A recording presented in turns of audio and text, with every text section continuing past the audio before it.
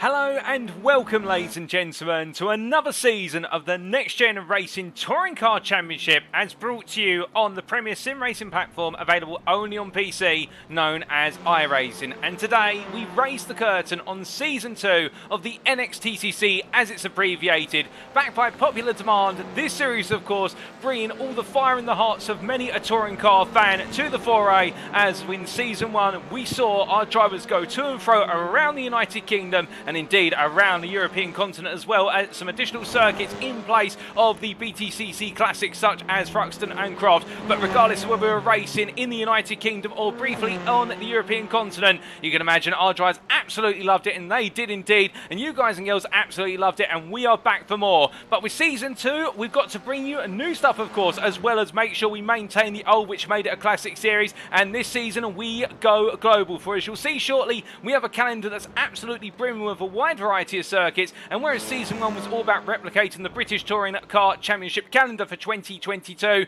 this season we are making our way around the world to a variety of circuits which are featured in the global or international stage of what is the touring car racing circuit class, whereby whether it be TCR UK, TCR Europe, TCR Americas or such forth, we're going to be seeing a whole variety of circuits capture the imagination of our drivers, and they'll be having to take the fight to each and every circuit. Indeed, with variety comes challenges, of course, and you can imagine it is going to be battles up and down the field from start to finish as we look to get the championship campaigns underway tonight. For we are here in the United Kingdom at the Donington Park circuit, particularly the Grand Prix circuit, which you can see in the background and on the circuit map on screen, and we've got an absolutely ram-packed schedule for you tonight. Times in Greenwich Mean Time, that's GMT, or Universal Coordinated Time, UTC. That schedule being as follows.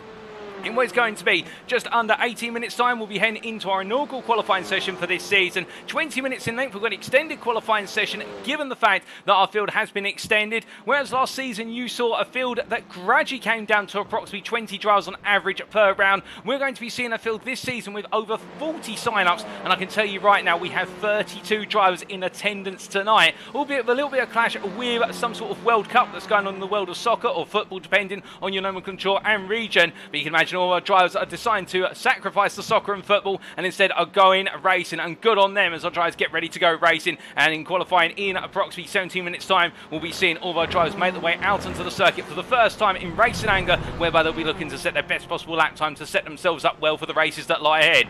The races that lie ahead after that, of course, well, we'll be having the first of our 3 races, all sprint races, of course, as is the tradition, and race number 1 will be at 10 to 9 tonight, 14 laps in length, and we'll give you an update as to why we've gone for laps rather than minutes. If you missed our pre-season opener last week, then we'll tell you a little bit more about why we changed from time to laps very shortly, and then after that we'll be taking a brief breather before returning at approximately 25 past 9 this evening for the build up to sprint race number 2. Another 14 lap race before we take another breather and make our way into our third and final race of this evening, and that is sprint race number 3. 14 laps in duration. All of our races will be sprints, and every round will have 3 races on the schedule of equal duration or length, if you will, and that means that it gives our drivers plenty of opportunities to battle for position, battle for wins, and battle for the championship points and prizes. But this broadcast is being brought to you live circuit side on multiple media platforms for your viewing pleasure. To be precise, 3 viewing platforms, and let's take you through those. You can tune in firstly via the official NXTGEN Racing YouTube channel. Just go to youtube.com, search for NXTGEN Racing, and you can tune in there. Alternatively, if you're more Facebook inclined, you can of course go to facebook.com/groups/NXTGEN Racing and tune in there. Or last but not least, if you're more Twitch inclined, well, you can of course go to twitch.tv/TX141 and tune in on Twitch. Who is TX141? Well, that is I, your host and commentator. Allow me to introduce myself. My name is Paul TX141 Walsh, also known as Britain a Spit, depending on what media you follow me on, and I'll be bringing you all of your racing action for Season 2 from start to finish. It's my pleasure and my honour to be able to cover the fascinating racing of our drivers as they get underway tonight, indeed for this whole season, and we are in for a treat. There is no doubt about that. But, well, speaking of the season, let's come on then to our calendar for this season. So as we can see here, our calendar is stacked full of 8 different rounds of racing, and as we said earlier, we are going global for this season. We are not staying within the United Kingdom, but instead letting ourselves be released onto the world. We start off in the United Kingdom today on the 29th of November, with all rounds happening on a weekly basis, bar a mid-season break, which you can see right in the middle there. But in round number 1, we make our way to Donington Park, the Grand Prix iteration. Next time out in round number 2, on the 6th of December, we're making our way over to Spain for the Circuit de Barcelona Catalunya, and we'll talk more about the specific variant when we do arrive there, of course, to keep you guessing as to which variant we're going to be racing around. But indeed, some of you who are aficionados of TCR racing may already have a good idea. Then we're making our way from Spain to Belgium for round number 3 on the 13th of December. The number 13, unlucky for some, and everybody's second favourite Belgian circuit of Circuit Zolder, definitely proven a circuit where if you get unlucky and hit a curb too hard, you may just find yourself off circuit and into the wall. And will we see some drivers come unlucky as a result before they make their way into round number 4 on the 20th of December? Then we'll be making our way to Austria for the Red Bull Ring and bringing to a close the first half of the season. We'll have a break week because it, of course, will be Christmas after that, and then after the Christmas celebrations and all of our drivers will have plenty of mince pies and whatnot, they'll be making their way back to their cars for round number 5 on the 3rd of January 2023 as we make our way into another year. Goodness me, we're almost in December already, and it will be at the Japanese circuit Twin Ring Motegi there. Perhaps not as well known as most of the circuits on this calendar, but I can definitely assure you, whilst you may not know about Twin Ring Motegi, the Honda Museum circuit, it's definitely one to watch out for, and you'll see why in round number 5. Then round number 6, we'll be making our way over to the United States of America, and that will, of course, be at the Watkins Glen International Circuit on the 10th of January 2023, and there we'll be racing around the Glen, as it's affectionately known, and really the revival place of road racing in the United States of America after the Second World War, and what a fantastic circuit Watkins Glen is, and I can't wait to see how our drivers get on there at the fast and furious flying circuit. Then the penultimate round on the 17th of January, we'll be making our way back to Germany, back to continental Europe for the Motorsport Arena Oschersleben, a very different circuit, but indeed a circuit which we'll come on to as of round number 7, known for being one of those circuits with a very controversial turn at number 1, as John Cleland referred to it once. Well, I'm not going to exactly quote what he had to say about turn number 1 because I don't think it's appropriate for the broadcast, but let's just say he wasn't a fan of the way turn 1 was constructed, and we'll tell you more about that in a few weeks' time, and then we'll be wrapping it all up and bringing the curtain down on the 24th of January 2023 at the Interlagos circuit, the Autodromo Carlos Pache, and well, in Brazil there, well, the Brazilian circuit, no stranger to the danger of title drama, and we'll be bringing it all to a close there the infamous circuit as we make our way to the close of the season. But before we can get there, we've got to start our season, of course, and let's come on to our circuit for today. Well, it is, of course, the Donington Park Grand Prix circuit located in Leicestershire of England, the United Kingdom. This circuit located very close to Castle Donington, as you can see from the circuit map provided us by simracingwiki.com. Thank you to them, as always, for their brilliant circuit maps. This circuit consists of 12 courses, because we are, of course, running the full Grand Prix layout, not the national layout, which we saw, of course, in Season 1, whereby we took away the two final hairpins of Melbourne and Goddard's, but instead we are running the full layout with the S's chicane at turns 9 and 10 in its full extent. And the theme around this circuit, it's all about sweeping elevation change and blind apexes. When our drivers make the way off the start-finish line and down towards turn 1 at Redgate Corner, they'll go into a sharp right hand with a very late apex, and they'll look to trail brake as late as possible. Make the way out of that, they'll go full throttle down the run through the crane of curves at turns 2 and 3 before tapping on the brakes and going into the old hairpin at turn number 4. It may be old, but by no means does it not catch drivers out, as our drivers make the way for the right-hander of turn 4, and if they do not fall off the circuit, they'll then make the way for the double left of Starkey's Bridge at turn 5 and in turn 6, and as they come through turn 6, they'll need to straighten the steering out immediately to trail brake their way into McLean's at turn 7. Going through the right-hander, then they make the way even further uphill, with the old hairpin being the lowest point on the circuit, and they'll make their way uphill to the highest point of the circuit, which will be Coppice Corner at turn number 8. An uphill run, an uphill rise, and a blind apex, so they break the way on the crest and into turn 8 before making their way down the back straight into the S's at turns 9 and 10. We'll see plenty of overtaking opportunities there, I'm sure. And as our drivers break the way into Melbourne hairpin, a wide open hairpin, we can see 2, 3, perhaps even 4 wide if we're lucky, or unfortunate for some drivers perhaps, because given 4 wide is going to be quite tantamount to disaster if they do not get it right. But we're not hoping for disaster, we're hoping for success, of course. And as our drivers make their way through the penultimate corner, they'll then make their way up towards Goddard's to go into turn number 12, a downhill hairpin where they'll roll the way and have to be steady on the throttle pedal before getting on the power to avoid understeering off circuit, and then they've got to do it all again. Well, if that doesn't excite you, I don't know what does with Donington Park, because of course this circuit, the scene of infamous racing action, where it be in British GT or Formula 1 dating back a few years, indeed perhaps the most miraculous drive in the rain by Ayrton Senna himself. But we're not racing Formula 1 today, we're racing touring car racing class machines. But as our drivers get ready to go racing, we can't go racing without rules, of course, and let's take you through the rules set for this season. So we start off with the fact that this is a fixed setup series. Our drivers shall be running the sprint setups for all races. They are not allowed to tweak the setups beyond the brake bias of the car, so whether it's the rear brakes or the front brakes that do more work, and that will enable our drivers to change the car slightly to their preferred driving style. Driver classes at this point in time are provisional and shall be finalised after round 3. There are 2 driver classes in this series. You'll be seeing the pros and the primes return from season 1. The pros being denoted by green, a green slash against their name in our timing towers and data that you'll see on your screen, and the primes meanwhile denoted by purple pink. And they return, of course, and that means we do have the return of one champion. Our pro champion of Jamie Dory will come to him shortly, but unfortunately not the return of our prime champion from season 1 of Ben Bennyworth, unavailable for this season, but we wish him well all the same. As for our races, they're all sprint races, with race number 1's grid shall be set based on the results of qualifying. Well, that's a given. Race number 2's grid shall be set based on the results of race number 1. What does that mean in practice? Well, the winner of race number 1 will start on pole for race number 2, and conversely the driver who finished last in race number 1, well, they'll be starting right at the back of the grid for race number 2. And in race number 3's grid shall be a reverse grid based on the results of race 2, with the reversal position being drawn live from between 6th place and 12th place. We'll be cutting over to the commentary booth, and I'll be doing the live draw on the broadcast for you guys and girls tuning at home, and all for our drivers. Indeed, everyone does get excited when that happens, because of course they want to know exactly who's going to be taking reverse grid pole. Each driver shall have 2 fast repairs available in each race, and each race shall conclude after either the allotted lap amount, which will see the race last approximately 20 minutes, with 14 laps here today, or 30 minutes. Races cannot last more than 30 minutes due to the schedule, and they will be brought to a close after 30 minutes if we have an extended safety car. But speaking of safety cars, as we come to our second rule set, we've got a new set of race stewarding rules as of this season. There is going to be an independent race director for stewarding the races, and they'll be stewarding for track limit infringements and the deployment of the safety car. And what that means in practice is that when we do have our independent steward doing work behind the scenes, they'll be monitoring our drivers to make sure that if they do decide to cut the track limits, they will be getting penalties, and also if there's a major incident, the safety car will be called. And indeed, I've got a feed going into one of my ear cups right now. you can't hear it, of course, and you won't be hearing it on the broadcast, so we get everything right, whereby I've got the independent race director feeding into my ear what exactly is happening, so we'll be able to tell you when a safety car is going to be deployed.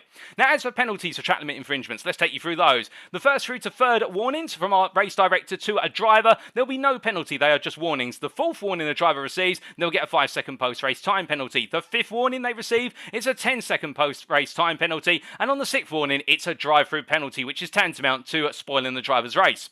In terms of drive-through penalties, they must be served within 3 laps, and racing incidents shall be reviewed post-round. So if there's a knock, a bump, or a scrape, which your driver's not too happy about, they will protest it after the round is complete.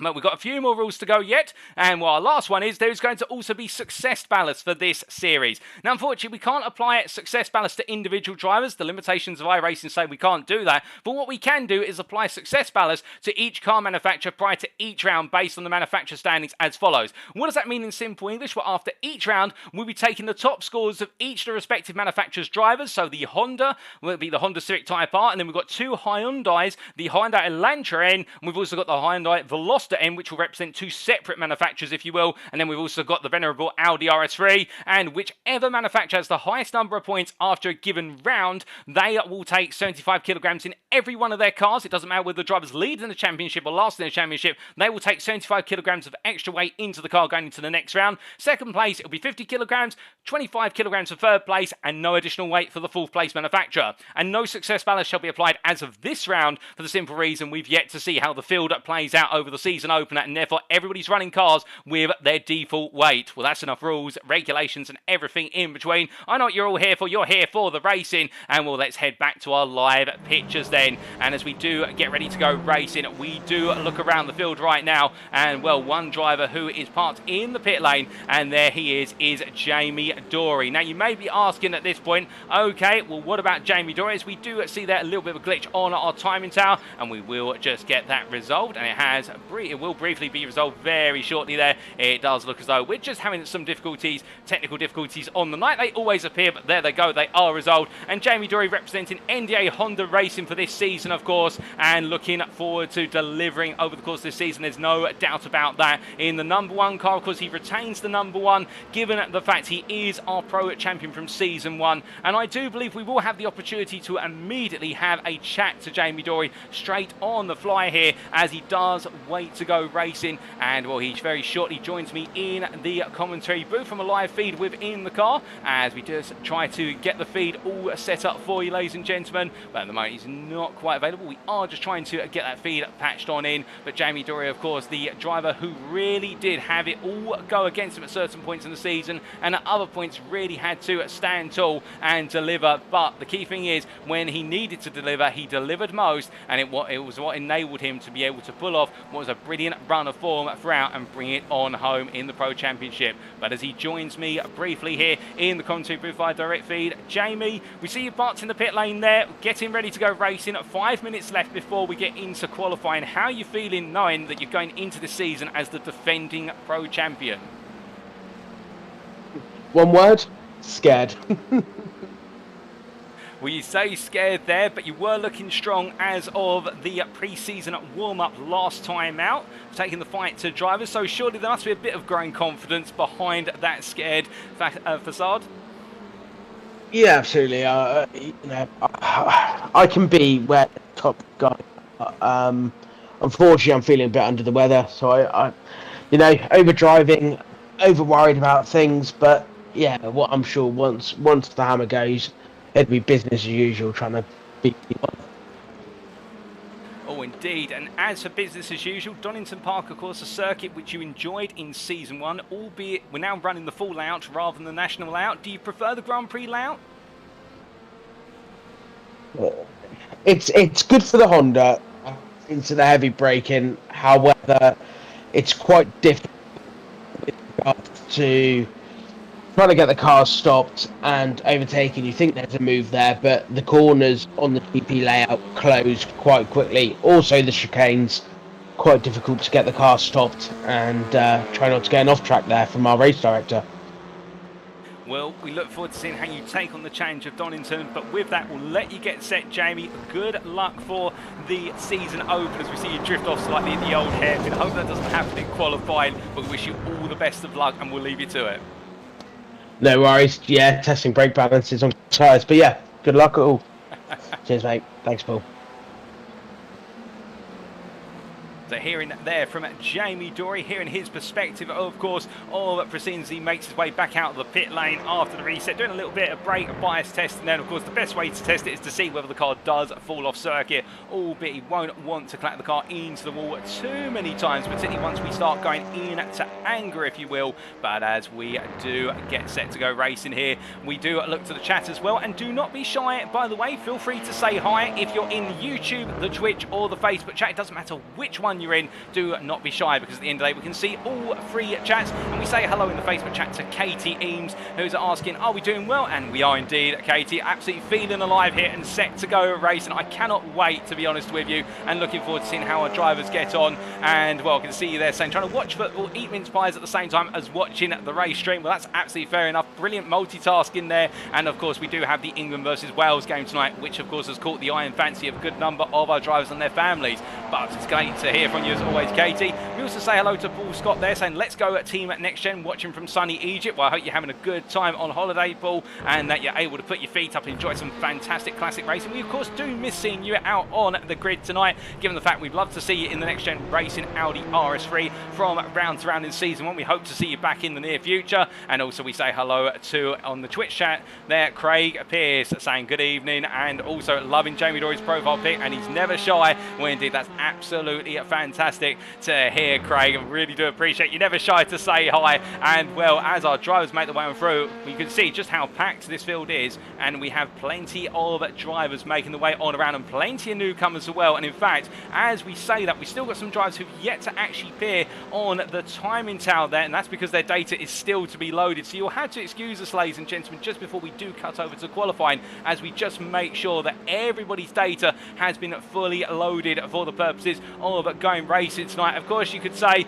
well, why didn't we get done beforehand? Well, not everyone's been able to attend every single test session, and therefore we haven't quite got all their data. So we will be making some very slight quick fixes, if you will, but that's not going to take away from the qualifying action that's about to get underway within the next minute and a half. But we do have Trev Anderson here for JW Motorsport making his way around in very distinctive livery there in the Honda Civic Type R, and will really standing out compared to the field. There's no doubt about that. And we of course did see Trev Anderson be one of those drivers in the pre-season warm-up last week who really pulled some surprises out of the bag with regards to some brilliant moves and overtakes. And I reckon he could definitely be one driver to watch out for the simple reason I think he does have an ace up his sleeve in terms of his ability to deploy brilliant moves and offence and positions later on into the race in terms of picking the right time to go on the offensive, which is tricky in a touring car racing car, given the fact these cars get knocked about quite heavy. They really abuse those front tyres and those front brakes, and so protecting the car over the course of even a 14-lap sprint race can be very tantamount to success as he makes his way on down towards Melbourne.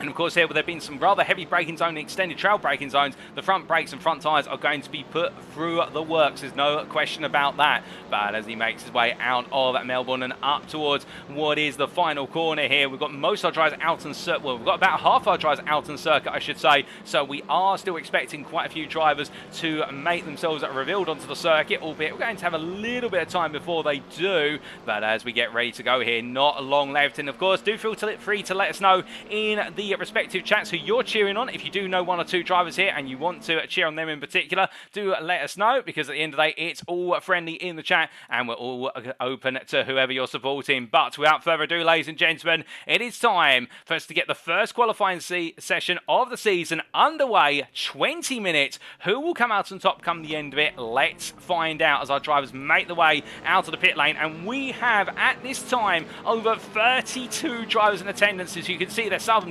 scrambling out to move out the way immediately. Daniel Weston from Team Zilla Racing making his way out of the pit lane here in the Honda Civic Type R in the number 11 as he rolls his way out. And of course, another driver who really did impress in the final pre-season warm-up was Weston. He really showed a lot of pace, and we look forward to seeing how that comes on through over the course of the distance of the racing tonight. And of course the big consideration is it is also a test of stamina, with there being 3 races on the session schedule, whereby you may do well in qualifying and race number 1, but if you can't maintain that level of performance over what is the other 2 races, then you're going to be losing out on some significant points as well. So keeping it smart, keeping it consistent, and it's that consistency which is the key attribute which could make the difference between coming away with a huge haul of points and coming away with a reasonable haul of points, as we do update our timing tower there on the left hand side. But I think that's all the drivers we can fit into the timing tower there, as we see the Sim Racing Collective pair here of Kieran Sharp and Andrew Pike making the way on around. And these two, of course, classical touring car racing drivers, big fans of the touring car racing class machinery,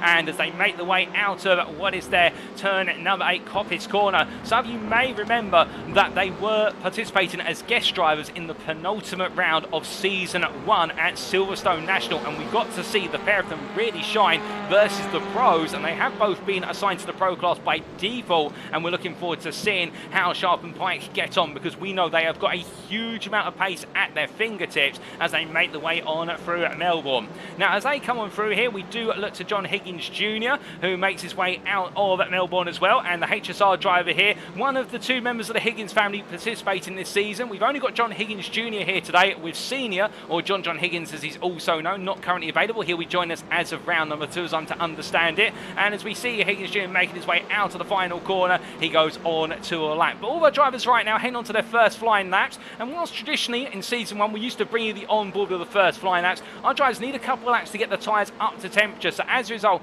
the lap times you'll see initially are not necessarily indicative of what our drivers can do in this qualifying session. So rather than give you a lap straight away, what we're just going to hold off on doing that very briefly and talk a little bit more about the Donington Park circuit in terms of what you can expect here in the performance of our drivers and who may indeed come out on top, as we see Jason Morris here making his way up towards Goddard. Now the thing about Donington Park, with this circuit being a fast flowing circuit which is all about the conservation of apex speed, particularly in the first half of a lap all the way up to Coppice, and then there's a bigger focus on braking and retardation towards the end of the lap as we go into the final 2 hairpins. The success here for a driver comes down to their ability to have the confidence to carry speed into corner apex. Now, for example, at Redgate corner at turn number 1, it's all about the latest possible apex. You want to go overly deep into the corner so that way you can hit a late apex curve and get the power down as best as possible. And we're going to be seeing that from all our drivers over the course of today. The deeper they can go into a corner and hook up the apex, the more speed they will naturally carry, such as the old hairpin. That's the brilliant example as we see Morris making his way on through there, and in doing so, that's where the success lies. And then it's only in really the final 2 corners where we'll see that switch or that transition to a big focus on heavy braking. But as our drivers make the way on around here, we do say hello in the YouTube chat to Mark Redford, and also to 1805, and also to Rob Jackson. Good evening to you, gents. And we see a little bit of feedback there from Rob Jackson saying, could we darken the tower background, as it's quite hard to see how it is? Well, we'll definitely look into that for you, Rob, over the course of tonight's broadcast if we can, but if not, we'll definitely put it on our itinerary to make a slight tweak in preparation for round number 2. Don't be shy, folks, by the way. If you do have a little bit of feedback to give in terms of how we can improve the broadcast for you, do let us know. We may not be able to get it resolved over the course of the evening's broadcast, but we'll definitely look at it for a future round there. We take all the feedback away, and we appreciate all feedback, of course, because at the end of the day, if you're enjoying the show, that's what matters most. Indeed, for our drivers, they most enjoy the racing as best as possible, because that's what makes it the season that it is, indeed the series that it is, and indeed the feedback coming from season 1 was absolutely splendid. And well, the things that we have changed over the course from season 1 to season 2, such as race stewarding, such as the success ballast and other items, well, those have all come from direct driver feedback. But as we see here, Mark Sykes making his way on down. Of course, Mark Sykes, one of 3 next-gen racing teams participating in this season, and as he makes his way on down, when I say 3 next-gen racing teams, there are 2 major official next-gen racing teams, and that's next-gen racing blue and next-gen racing yellow, and we also have NDA, who previously were represented as next-gen racing blue, but they have changed their name to NDA Motorsport, and well, NDA Motorsport consisting of the likes of Mikey Doble here and also Jamie Dory, as we see Mikey Doble making his way out of the penultimate corner here. Mikey Doble, of course, one of the big names, big name in the world of real motorsport, the recent 2022 Ginetta GT5 champion and also the BMW Nanking champion this year, but taking his craft to what is the sim racing circuit and wasn't able to participate in all the rounds of season 1 when he was absolutely flying early on in the season. That was, of course, because of his real world racing priorities, but you can imagine that he'll be looking to fly high tonight in what is going to be a very tight field, and he also does have in the form of a teammate, Will Redford here. And Will Redford, I haven't seen him on circuit, but I've heard a lot about him in terms of his performance. In fact, one of the highest iRating drivers here, and iRating being a determinant of your skill level, perhaps in iRacing official races, or that's the way it is used as a gauge. And Will Redford coming into this series as one of our highest iRating drivers, to understand it. And to be fair, when he's P3 provisional at the moment, Chris Dane's just jumping ahead, you can understand why he has a reputation of being one of the potential favourites and a dark horse in this season, given the fact we didn't see him in season 1. He's here in season 2, and as he makes his way into the 7th minute here of qualifying, he'll be looking to try and deliver from the outset. But I can see there, well, some feedback from what is Craig Pierce about the liveries, some lovely liveries in the Twitch chat, and indeed some fantastic liveries. And well, Verano Motorsport here running their classical livery, albeit a change of colours, going from what was the combination of yellow and blue to yellow, black and blue, albeit they still do have some of their members running some of the older colours, but not in this series. They're running the new liveries for this season. And I had the opportunity to catch up with team leader and team manager Chris Danes in the build-up to tonight, and Chris Danes was saying to me he was really looking forward to going racing as this evening, and just having to remind himself, given the tightness of the field, because we did see Chris Danes pull off some absolutely major moves, particularly at Zandvoort. If anybody remembers the drifting Audi RS3 being piloted by Chris Danes into turn 1, we swept his way from outside to inside and literally just managed to keep it pointing in a straight line when we don't know how he managed to do it. But he was saying to us that with regards to this season, he's going to fight hard, but at the end of the day, if he's not the quickest out there all season, wants to come away knowing that he's put everything into it and he's a happy man as a result of that. And to be fair, that's the right mentality to have as he gets ready to head down into Gollard's corner. And in terms of when I asked him about how the mood is down at the team, so Verano Motorsport entering 2 teams for this season, Verano Motorsport EU and Verano Motorsport UK, he was saying that in general there are a few nerves rattling at the moment because of how large the grid is, and also the fact there's some unknown drivers who they haven't raced with before, and of course that is a big unknown. But Chris was saying to me that in general he's told the team be prepared for some elbows out action, which touring car is all about. Of course, it's always elbows out. These cars can take a beating, and try not to get hot under the collar and just keep your head down and do the best you can. And indeed, you can be sure that Chris Danes and his teammates, including what is Gavin Garner, who we see here, of course the runner-up in the pro class in season 1, missing out versus Jamie during the season finale at Brands Hatch Grand Prix, where everything went right for Dory, everything went absolutely spectacularly wrong for Gavin Garner. And to be fair, that's not to detract from the performance of season 1. He just had so much bad luck in the space of what was 3 final races of the season, and he'll be looking to start today on a positive note, I'm certain of that. But as he makes his way on through, we do look from him to what is a little bit further around the field, and we look to Daniel Holmer in particular, who takes us on to the first flying lap here that we're going to ride on board with. So as he heads down towards turn number 1, we bring the dashboard up in the bottom right hand corner of your screen, and let's ride on board as he heads into the first corner of Donington Park. He's making his way into Red Gate Corner, down to second gear, and as he rolls his way out to the right hand and now making his way into turn number 2. Flat out now, all the way down the hill as he makes his way up towards turn number 4, and going through the crane of curves, you can see how unsighted he is as a driver before he trail breaks his way into the old hairpin down to third gear, missing the apex curve slightly, and that's caused him to drift a little bit wide, and that lap I do believe may have been disallowed as a result, but we'll carry on the lap all the same as he heads through Starkeys now into turn number 6. As he goes to the left hander, watch him on the steering wheel, immediately straightens it before getting onto the brakes and rolls his way into the right hander of McLean's. Coming out here in third gear, now powering up towards Coppice Bend, up to fourth gear he goes, blind summit here, gets onto the brakes, downshifts to second gear before he can actually see the apex curve, and that's where you have to do it via memory. And as he makes his way out to turn number 8, now down the back straight towards the S's, building up to some of the high speeds on circuit here, the longest straight of course being the run to the S's, and as he gets onto the brakes here, braking about 75 metres down to third gear, straight line between the turn 9, turn 10 apex curves,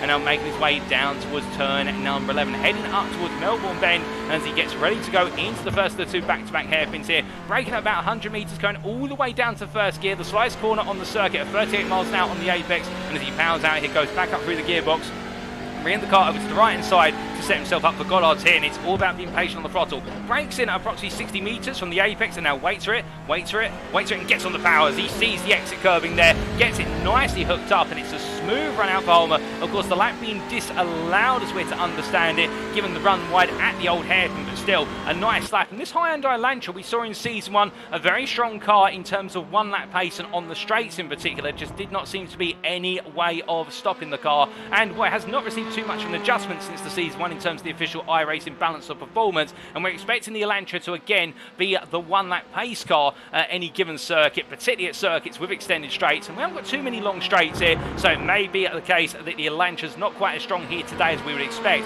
And given this circuit is more of a brake and corner rotation focused circuit, well, the one car for that is the Honda Civic Type R, and right now we can see there on the timing tower on the left hand side of your screen, the top 5 are all Honda Civic Type Rs. Now, of course, Mikey Doble here, currently your provisional pole sitter overall and in the pro classification by 1.5 tenths over Will Redford. And what makes the Honda so good here, beyond its ability to rotate through the corners nicely and being strong on the brakes, is also that this car is perhaps the strongest in terms of its tyre degradation, which is really going to keep it alive as we go deeper and deeper into each of the races. Now, we saw, of course, in season one, over the course of the 20-minute races, the first 15 minutes there seemed to be parity between the cars, albeit the Honda took some time to get its tyres up to temperature. The Elantra seemed to hit the tyre temperatures out the box, the velocity the same, and the Audi RS3 was a little bit in the middle. However, going into the latter half of the race, so the final 5 minutes, or you can imagine here of our 14-lap races today, you're looking at the final 3 to 4 laps. The Honda's tyres stood the test of time. Meanwhile, the Audis did the same. The Velocitas to an extent did, but the Elantras fell by the wayside, and the Elantra drivers suddenly lost all the pace that gave them the right to run away at the start. So that is where the balance performance really shook things up. Now, of course, with success balance, when we add weight to the cars in round number 2 at Barcelona, Catalonia in a week's time, you're going to see that extra weight will start to really impact the tyre life of the cars if our drivers push them too hard, and that could really be the undoing of the Honda should it walk away from today being the number 1 manufacturer. Now, what about our other 2 cars, of course? Well, we do have the Hyundai Veloster, and you can see here one of our leading Velosters in this qualifying session, Matthew Addy, currently P11 overall, P3 in the Pro-Am class. The Veloster, a bit of an all-rounder, a bit of a jack of all trades, master of none. Very snappy on the gearbox, gets up through the gears very quickly. Good handling as well, quite strong brakes, but it doesn't quite excel in any particular regard compared to its other 3 opponents. And what that means is, for a driver, this is the car that you pick if you want a car that's very balanced around the middle in terms of characteristics, and therefore you have to try and make up the deficit in terms of your driving abilities and style. And of course, a good number of drivers going for the Veloster and deciding to really roll with the hatchback. But as he makes his way through the old hairpin here, we also have to come onto the Audi RS3, and Bramji Glaze there getting a bit wrong, and that is at the old, no, that's not the old hairpin, that is at McLean's into the wall. They're going straight on, and what happened to Bram Glaze? Well, as we take a look here at the replay, I think a bit unsettled there by a car that was moving out the way, broke himself into the corner, and once onto the gravel, you don't stop. He tried to power through, but a little tap to the tyre barrier, so not as big a whack as we thought there, but the Audi having to really stand the test of endurance in terms of the frame. We now return to your live pictures here, but as Glaze makes his way on down, all the way heading down towards what is turn number 9, we do bring the data back up on screen here, and you can see right now Glaze doing everything he can in order to get himself set, currently P14, and well, as one of our pro drivers here, currently P9 in the class, but looking as though right now it's not going his way. And the Audi RS3, we saw in season 1, despite what was considered to be the weakest car, it was quite a strong car. It was made to work by Verano Motorsport, and the reason behind that, the Audi has a lot of performance at its fingertips, very strong in the gearbox depending on the circuit. This car focused around the higher gears, whereas a lot of drivers, and we're going to ride on board with Bram Glaze very shortly as he takes us around for a lap, whereas a lot of cars will be going into a number of these corners in second gear. What you're going to see, as we bring up the dashboard in the bottom right hand corner, you can follow along there on the driver's TV dashboard on the left hand side, is Glaze, and indeed most Audi drivers, will be going into the corners at least 1 gear higher, if not 2 gears higher, and that is the way the Audi Sport machine is ratioed. But as he makes his way out to 1 and down towards the craner curves of 2 and 3 here, moving up to 5th gear already, what that does mean is that at circuits where it's focused around lower gears, the Audi can really struggle, because the car by default has to stay in higher gears because of the gear ratio alternative. If you drop to lower gears, you've got a lot of gear shifts, and every gear shift you do, of course, takes time. As he makes his way through Starkeys and up towards McLean's here, heading into the braking zone. The one thing the Audi is no slouch at is that acceleration, and also the fact, a very strong-headed car, this one, in terms of once it's committed to a corner, it will really deliver when you get the power down. And as he comes up towards Coppice Bend here, you see if he gets this right now, get back on the throttle in 4th gear, just a little bit wide, and has to hesitate on the throttle there. But again, if he was in 3rd gear, he'd be right up towards the top of the RPM band of the gearbox, and well, he'd go from 3rd to 4th quicker in a flash, and it would not be ideal, because then he'd have an extra gear shift to deal with. But as he comes down to the braking zone here for the S, he's going to be compromised somewhat, and that's by the number 65 Honda there. And well, the number 65 Honda being what is Isaac Doble there, the prime driver, who out of position. I don't think there was anything he could do about it, and Clay's being held up to a degree, and he won't be too pleased about that one. He's still got 5 minutes to go, or say 4.5 minutes by the time he comes to the timeline, but as he makes his way up towards the final corner here, Clay's definitely looking to try and find a bit more time. But this is what happens, of course, when you have 30 plus drivers out. So we've got 37 drivers in attendance out on the circuit currently. We've also got a 38th driver in the form of Nigel Stock, who unfortunately has not been able to get out on the circuit. They're having issues with the car,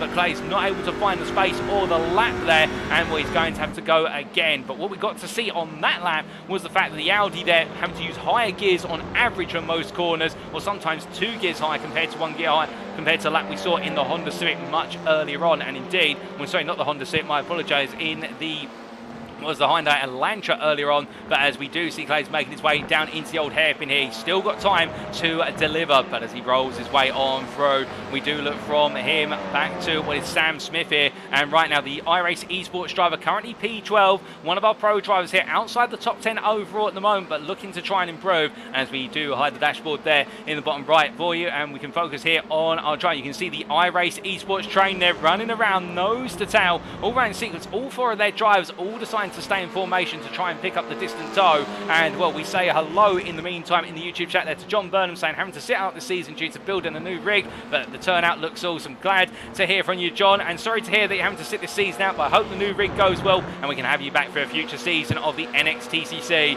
And Mark Redford there clarifying the YouTube chat that Will Redford, who we see here currently P2 provisional overall and in the pro class, Will Redford ran in the Civic Cup in 2022, his first season of real life motorsport, 6th in the championship, and we'll be hoping to change the title in 2023. And well, that's absolutely fantastic to hear, and I did not know that about Will Redford, but what I can say is a good number of our drivers here participating are real world motorsporting drivers. Well, we talked about Mikey Doble earlier, and of course now we also know a little bit more about Will Redford. Thank you, Mark. I presume that you're his brother in the YouTube chat, and well, correct me if I'm wrong, at least family member, I would presume, given the same surname, but I don't want to assume anything too far and too much. With 2.5 minutes left on this qualifying session, we may also see 1 or 2 guest appearances from touring car drivers as well, and we did of course see what was and Cleese join us last time out, or not Cleese, I should say, Crease, Michael Crease, was Creasy as he's known, join us in season 1 for a few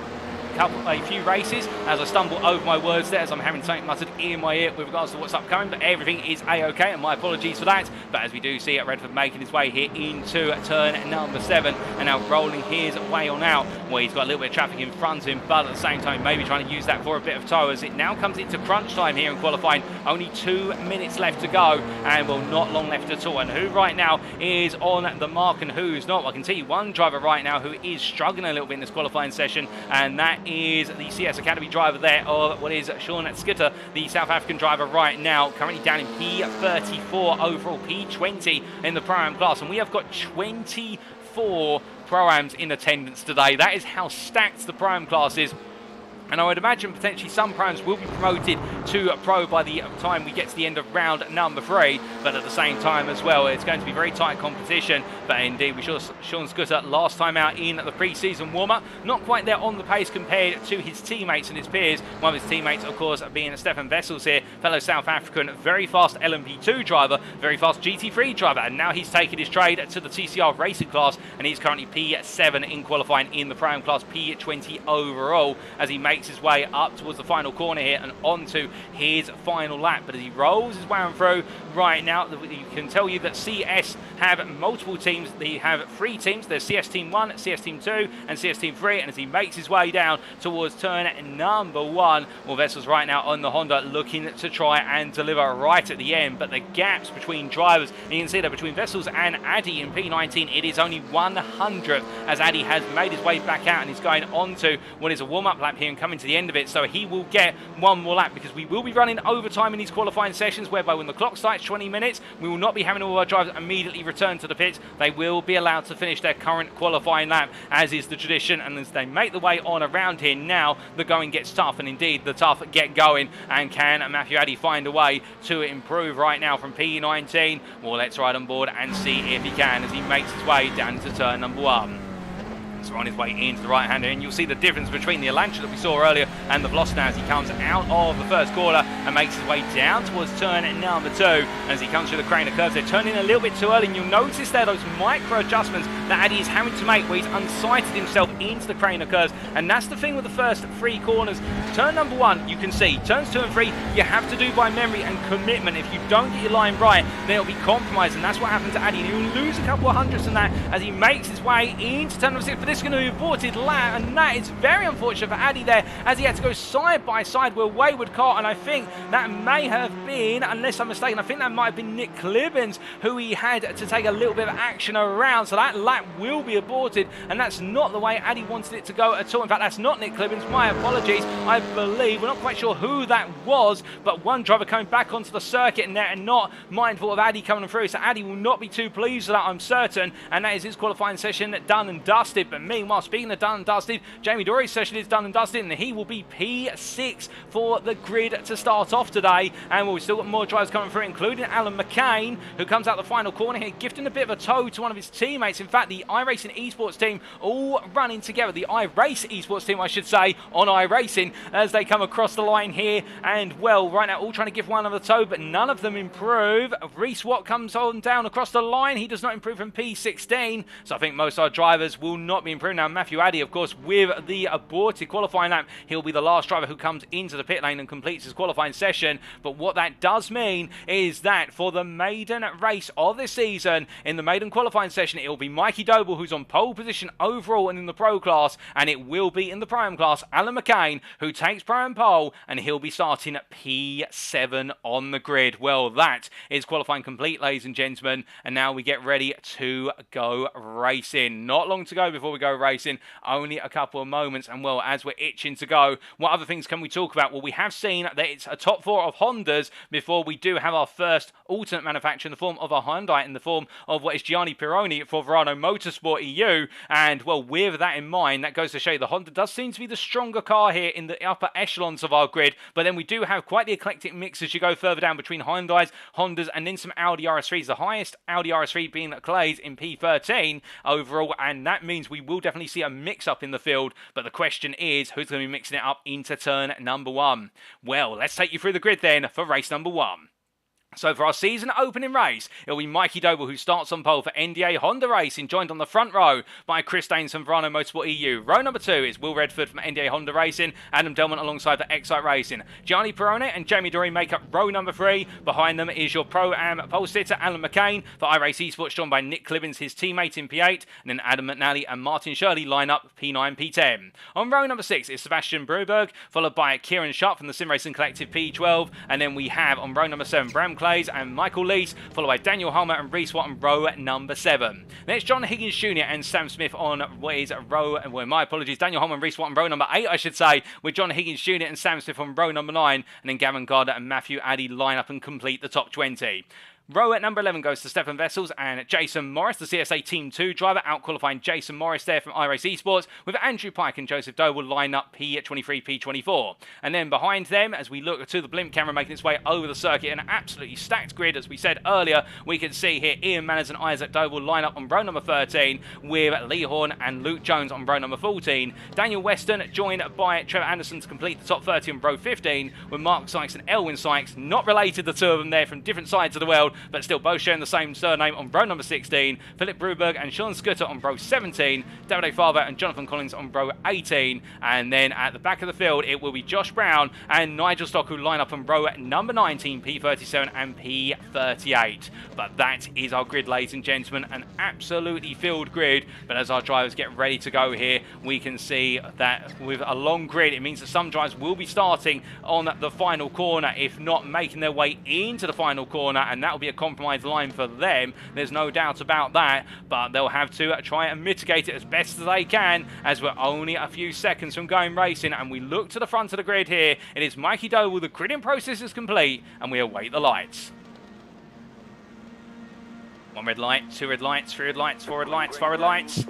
And it's lights out and away we go for Season 2 of the NXTCC as Mikey Doble looks to get a good start down to turn number 1. Immediately on the battle here versus Chris Danes. They come down to the braking zone. Danes goes on the offensive. He can't wind the way through. Meanwhile, Will Redford taking a safe run through turn number 1. And as he gets it on through, he's making some moves versus Danes now as they come on down towards turn number 2. Into Crane they go. And as they come down into turn 3, all 3 drivers make the way on through. But meanwhile, further back, as we do look to the blimp camera here to see all the drivers in quick succession coming on through. Looks like most, if not all, have survived the run through the crane of curves. A lot of 2 wides here. Some drivers almost going 3 wide at points, but nobody falling off of the tarmac, which is brilliant to see. Looks like Jonathan Collins are under a bit of pressure from Sean Scooter and Elwin Sykes. The Scooter goes round the outside of Sykes, but meanwhile, we look a little bit further up and we've had, I believe there's a car off circuit there, and that is Nick Clippings, and also off circuit, that's Daniel Holmer into the wall there at the bottom of your camera. But everyone's still trying to navigate the way on through. We've only had a couple of offs, not as many as perhaps we would have thought for the season opening lap. But as we look back down to terra firma here, we can see Mikey Doble right now leads the field up into the S's. But further back is Adam McNally here looking to go on the offensive as he tries to take on Martin Shirley. But right now the pro driver stuck behind the Brown driver as they make the way down towards Melbourne Hairpin. The Excite Racing driver looking to go in fierce. And speaking of fierce, Jamie Dory having to defend versus Barone as they make the way into the right-hander of Melbourne. Meanwhile, Delmont has found his way past Chris Danes. Meanwhile, Barone's turned here on the inside of Melbourne, and as he's gone round, he's off circuit, and therefore he will not be obstructing anyone coming on through. Thankfully, he won't be getting turned around any further. He'll be grateful for that and all the drivers around him. But as they come on down into turn at number 12 here, Michael Lease on the inside of Johnny Higgins Jr. as they make the way through the left-hander. Higgins Jr. goes out a little bit wide there, and as they make the way up towards turn number 1, well, that is 1 lap complete, and we've still got 13 to go. But as they head down towards the braking zone for Redgate once again here, all the battles are still continuing, and you can see here Vessels versus what is on the inside of Andrew Pike here into turn number 1, and the CSA Team 2 driver goes to the move,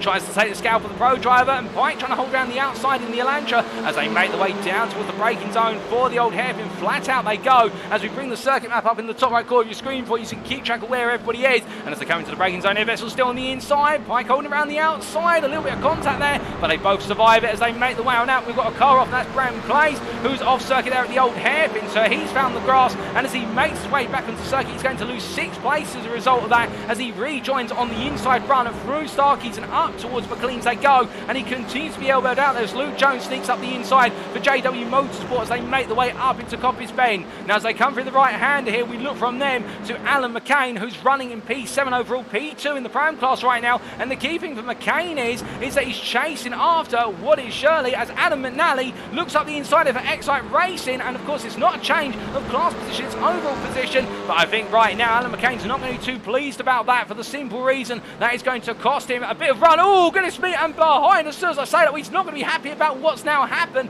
in the fact he has been sent wide off the circuit, and we haven't quite caught that in terms of what's happened, but Alan McCain definitely being sent off, and we will take a look back at that very shortly. But what it has led to is that a number of drivers have picked up the pieces, including Reece White here, who's battling side by side with what is there, John Higgins Jr. as they come through the final corner, but Watt being given a little bit of an elbow wide there, and he won't be too happy about that as they make the way on to another lap. But as they head on to lap number 3 here, of course we now started to see some elbows out. It wouldn't be a touring car without a few elbows, and you can see Stephen Vessels here trying to size up and move into Redgate as he looks on the inside of Matthew Addy here for P14, well, it's P5 in class as the 2 Pram drivers roll the way through the right-hander, and as they come on down the hill now, well, Vessels looking to do everything he can, but he can't quite find it at the moment as they charge on down the hill in towards the braking zone for the old hairpin. He's going to have to wait his turn, and well, some of you may be asking at this point in time, who's the biggest gainer of them all so far? And well, it's the driver who started from the very back of the field. It's Nigel Stock here who has gained 15 places since the start. Well, effectively what is 13 places, so we have to discount the positions of what is our race director and our safety car that were registered on the grid, but Stock gaining 13 places. The Crest Autosport Apex Tracks driver, he wasn't able to make qualifying work, but he has been able to make the race start work. As drifting there, that's Alan McCain, who almost manages to lose it on the inside of what is McLean's, but keeps it together. But meanwhile, Stock under pressure from Collins, who looks up the inside, and Jonathan Collins here trying to make the move in the 1-2-3 Honda for Next Gen Racing Blue, but he can't quite find it at the moment as he makes his way down towards the braking zone for turn number 9 as he heads on down. And meanwhile, ahead of him, Luke Jones up the inside Bram Clays. They come charging through the S's and up towards turn number 11 they go once again. But we did talk a little bit earlier about the fact we saw the incident involving McCain only moments ago. We are going to take a look back at what exactly happened coming out the S's as Bram Clays right now finds himself being attacked by Philip Bruberg, and Bruberg gets up the inside there and makes the move for Bright Esports. But as they come charging on through now and down towards turn at number 12, they seem to settle for the time being, or have those. Clays looks up the inside, he can't quite find it.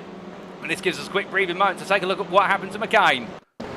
This was only a lap ago, and as they came on out to the corner, well, I think there's going to be a bit of contact here. And, well, who was that in contact with, I hear you ask? I'm not 100% sure that. I think that may have been Sam Smith, in fact, who was taken with McCain. And, well, it went very wrong. Then McCain had to rejoin. But as that happened, well, we then saw a bit of a stockade with everybody coming together. What happened to Sam Smith as well?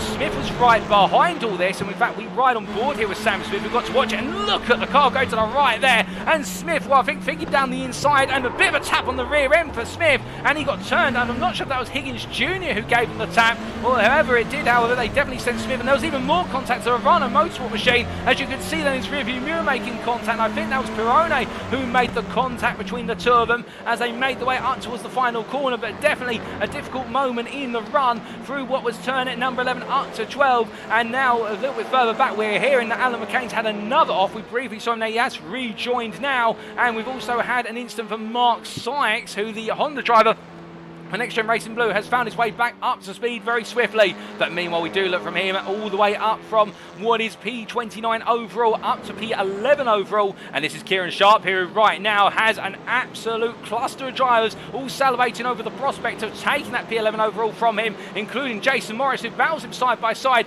up towards turn number 12. Side by side into the braking zone they go. And Morris there finds himself on the outside of Goddard. He can't quite get the move done here as they come through the left-hander. But so many battles happening up and down the field. Right now the places are chopping and changing faster than shares on the stock market do as they make the way down towards turn number 1. And well, right now I wouldn't want to invest in whether it's going to be a Honda or an Elantra in the form of a Hyundai that comes away with a place in the top 11 as they make the way on through turn number 1 here, for the simple reason it could change at any moment. But right now what we can definitely tell you is the top 5 is being dominated by Honda Civic Type R's as Doble, Redford, Delmont, Danes and Dory run their way up further up the road. And meanwhile we continue to focus on the battle here to try and creep into the best of the rest position outside the top 10. But meanwhile, just ahead and battling for the top 10 here, P9, P10, it's John Higgins Jr. on the inside in the run. Two McLeans versus Sam Smith, and Smith backs out there, I think sensibly knowing that it's a not 2 into 1 scenario coming through 6 into 7 unless you're on the inside, and Higgins Jr. gets the move done as Smith now has to look on for a brief period of time. But as they make the way through turn at number 8, through Coppins they go once again. We look just a little bit further behind them, and you can see that Matthew Addy now running in P12 chasing after Kieran Sharp. And well, Matthew Addy has the task of trying to cut his way past the Sim Racing Collective driver. But if we know anything about Kieran Sharp, he definitely likes to get his elbows out, much like some of his contemporaries here on circuit. And to be fair, who can blame him when he's racing touring car? But meanwhile, Jason Morris gets it wrong there at the S's, and he drops down multiple positions. He's dropping like a stone. Oh, goodness me, there's contact there with what was Garner for a brief moment. Well, no, not contact with Garner, my apologies. Garner making contact with another driver just up the road, and that was contact, I believe, with what was Isaac Doble at the time. And Gavin Garner right now, the Verano Motorsport UK driver, getting away with what was a near miss as they come into Gollard's corner once again. But as they roll the way on through it, you can see right now Andrew Pike trying to go all the way around the outside, but it finds himself deep, and Gavin Garner's going to be on the outside versus Pike as they both go after Lee Horn. And well, Lee Horn, to be fair, one of the most consistent drivers on the field, but his consistency is now going to be put to test as they go 3 wide into turn 1. Pike on the inside, God on the outside, Garner getting rattled there, the suspension taking a knock,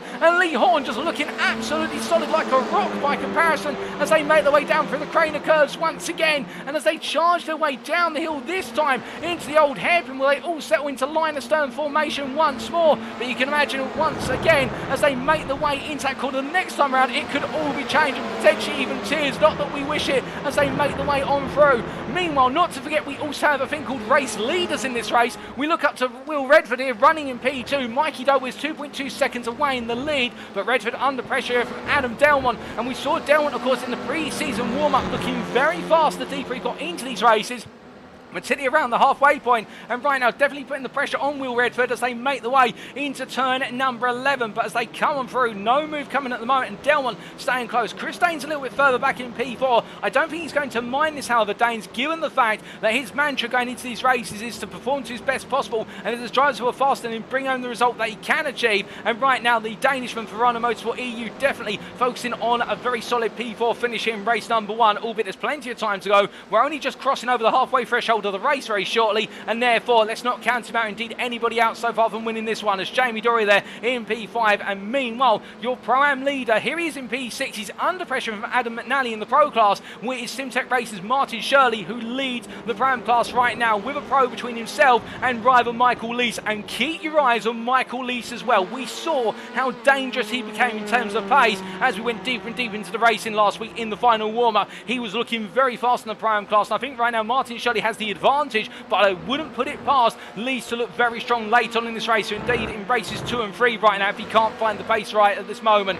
But as they make the way on up the hill here, we do look from what is the battles inside the top 10 to a little bit outside the top 10 once again. In fact, we look to literally the precipice of the top 10 here, and we have had a driver drop a bit further back, I do believe. And here is Kieran Sharp, who right now has found his way ahead of Sam Smith, and Sam Smith losing out by the looks of things. I'm not quite sure how that's happened in terms of Smith losing the place, but he has lost it. We'll try and find out. Oh, goodness me, an off track there in the rear of your picture. It's Andrew Pike, and there's contact between Pike, and even more contact between, I think that is what is there, Joseph Doble making the contact with the Sim Racing Collective driver, also known as Mr. Fish if you find him on Discord. And as he makes his way out of Coppice Bend, trying to bring himself back up to speed, quite the knock for Pike. I don't think it's going to be anything more serious other than a little bit of a bruised side of the car and a bit of a bruised run in the race, but still the Sim Racing Collective driver definitely not having the moment he so desired. And well, we take a look back at how that exactly happened. Well, Joseph Doble there, I think, coming in way too hot into what was Coppice Bend. We can't quite get the full replay of that. We will try and look a little bit further back. And in fact, we do get a better perspective now. And into the corner they went. Oh, goodness me. And, well, in fact, could Pike have actually cut across Doble there? Thankfully, I'm not one of the stewards. That's for the stewards to decide. We can't get a little bit further back than that. But it did look as though the two came together in a very short period of time. Not the way they wanted it to go. But as we return to the live pictures here, we do look from what is Andrew Pike to a little bit further up the road from him, and that is the Bram G. Clays versus Luke Jones battle here for what is P17 overall, as they make their way side by side in the run down through the crane of curves. And as they come down, Clays is on the inside to outside line, meanwhile Jones on the outside to inside line, but Jones there experiencing a little bit of a washout of understeer as he came down through 3 and had to back out. And the SimTech Racing driver there bravely making his way on through and onwards, chasing after Jason Morris. But to be fair for Clays, he's only picking up overall positions here. He's not picking up class positions because he is a pro versus a lot of Pro-Ams around him right now.